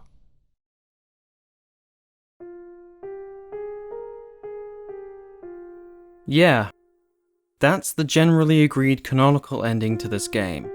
James takes Mary's body back to the car and then proceeds to kill himself by driving them both into the lake. And to be honest, when taking into consideration the likely horrified internal reaction to having committed such an awful crime, and then going on to understand why he did something so terrible, it's easy to see why this is the ending most people agree on. Thematically, it makes sense for James's journey to end in such a manner. He has proven in so many respects to be an individual that doesn't have a whole lot else to live for, and although it might not necessarily be the ending you want, when James now looks into the same mirror after accepting his actions and coming to terms with the truth behind Mary's death, he's never going to see anything else except the person that killed his wife. The disease that was so easy to blame before now no longer carries any real agency, because James is to blame. He might have in some ways been putting her out of her misery, but he still struck the final blow. He is to blame entirely, and as he now seems to accept, unforgivably. Because the point of James visiting Silent Hill was never really to earn any forgiveness. It was never to cleanse James of the sin or rectify the impossible and resolve his crime. It was simply to acknowledge it. And as James plunges into the lake with Mary's body alongside him, he does.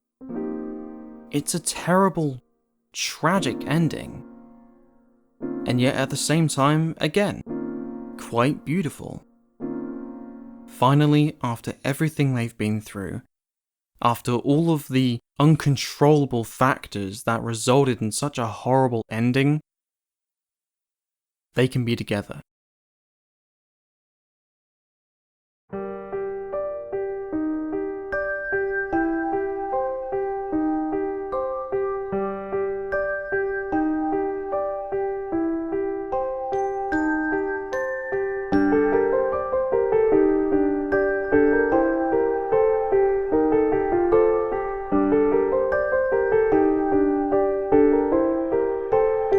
So if you've made it to this point in the video, I already need to say thank you. I kind of warned at the start that this could turn into something of a ramble, and in some ways I fear it might have done. But to be honest, it was always obvious to me from the very beginning of what this video isn't. It was never going to be a traditional review compared to my other work, because it can't be. I've spent so long with this game, and I love it with all my fucking heart. I cannot view this game objectively anymore. The story of James Sunderland is one that has stuck with me throughout my entire life. And I mean that so fucking literally that it's become directly tied with some of my best and worst memories. When faced with some of the hardest decisions or lowest points in my life, I have turned to this game every time. Yes, this is a miserable, heartbreaking story, yet somehow it's also ended up being the most beautifully vivid experience I've ever witnessed. One that leaves you entirely drained by the end, yet it also completely revitalizes you in some way through the game's wonderfully layered textures of design, music, voice acting, gameplay, and atmosphere. Perhaps the best example I can offer is in fact the ending to one story I haven't tied up yet, this of course being Angela's. You meet Angela one last time after having watched the tape in room 312. The hallways have now become flooded and depressively cold. However, you come across Angela upon a staircase alight with uncontrollable flames. By comparison to James's miserable version of Silent Hill, you are now seeing her version of it. One that is destructive and angry and out of control. Upon seeing James, she believes him to be her mother, but soon realizes her error and apologizes once again, even thanking James for saving her from the abstract daddy monster.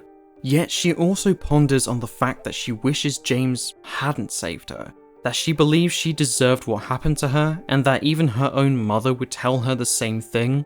It's clear that as Angela continues to belittle her own worth, while also mocking James's supposed intent to help her, that she truly believes herself to have absolutely no value in the world.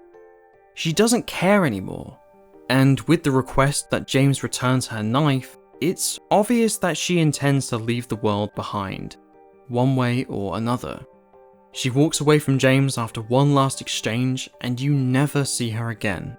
Just as is the case with James, Angela's story is one destined for a lonely, tragic ending. They're extremely similar in a lot of ways, and others that you might not realize until looking into her character a little more, because Angela is also guilty of murder.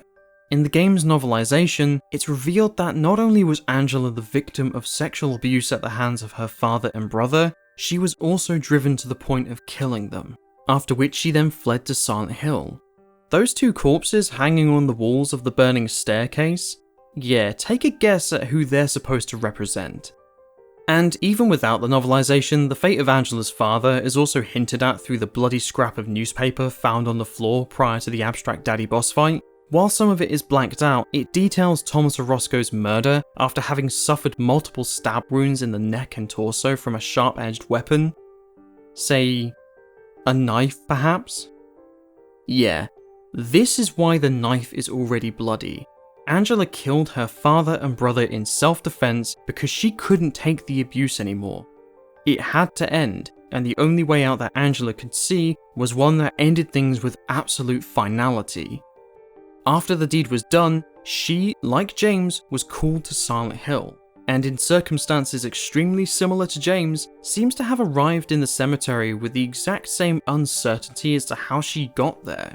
She's now confused as to the whereabouts of her parents, apparently now stripped of the terrible memories surrounding her family, her father and brother who took advantage of her, and the mother that abandoned them.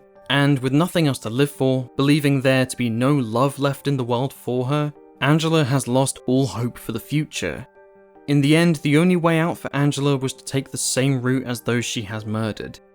Once again, this is an instance that proves that you can't really do anything to save anyone in this game. Eddie, Angela, Maria, James, even Laura to an extent, because in a lot of ways there are no happy endings here. Sure, the Leave ending might see James walking away with Laura, but it doesn't exactly feel like a happy conclusion to the story, only a glimpse into some of the most darkest, intimate places of the human mind. And when it all comes together, this is what Silent Hill 2 really is. And with that, we've reached the end. This isn't all that can be said about this game. In fact, in a lot of ways, I've barely scraped the surface, believe it or not. There is so much symbolism within this amazing experience that I could have easily made this video 3 times as long, and it still wouldn't have been enough to detail everything. However, I am also working on something of a time limit here. I desperately wanted this to be finished in time for the 20th anniversary, and with a bit of luck, I hopefully have just about made it. Because as mentioned in the start of the video, this game deserves every little bit of celebration that we can bring. Konami have virtually abandoned the franchise. Yes, there are some hints that something is coming in the future, but if we do get something, it won't be the Silent Hill of the original Team Silent's making. Of course, yeah, we all still want it, especially after the cancelled Silent Hills, but considering how rough around the edges the series has been since Homecoming onwards, gradually worsening in critical reception with every new release, what we want and what we eventually get is probably going to be very different by this point. I mean, fuck, Homecoming didn't even release in Japan. If Konami can pull this franchise out of the gutter, in the right hands with the right vision, it would be a very special day. But until then, I'm content to spend my time with James, wandering the streets of Silent Hill 2 in search of Mary. It's where I belong, and I doubt I'll ever find another piece of media like this. The most perfect, beautiful horror experience of my life.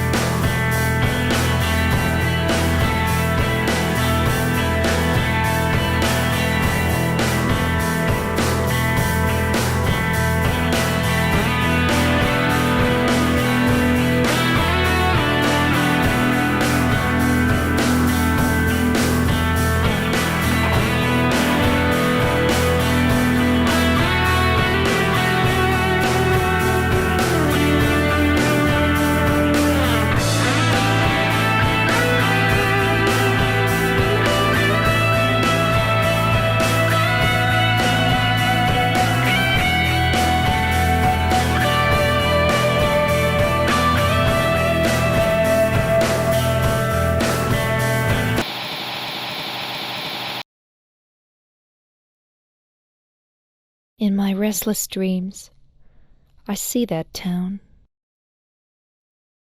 Silent Hill.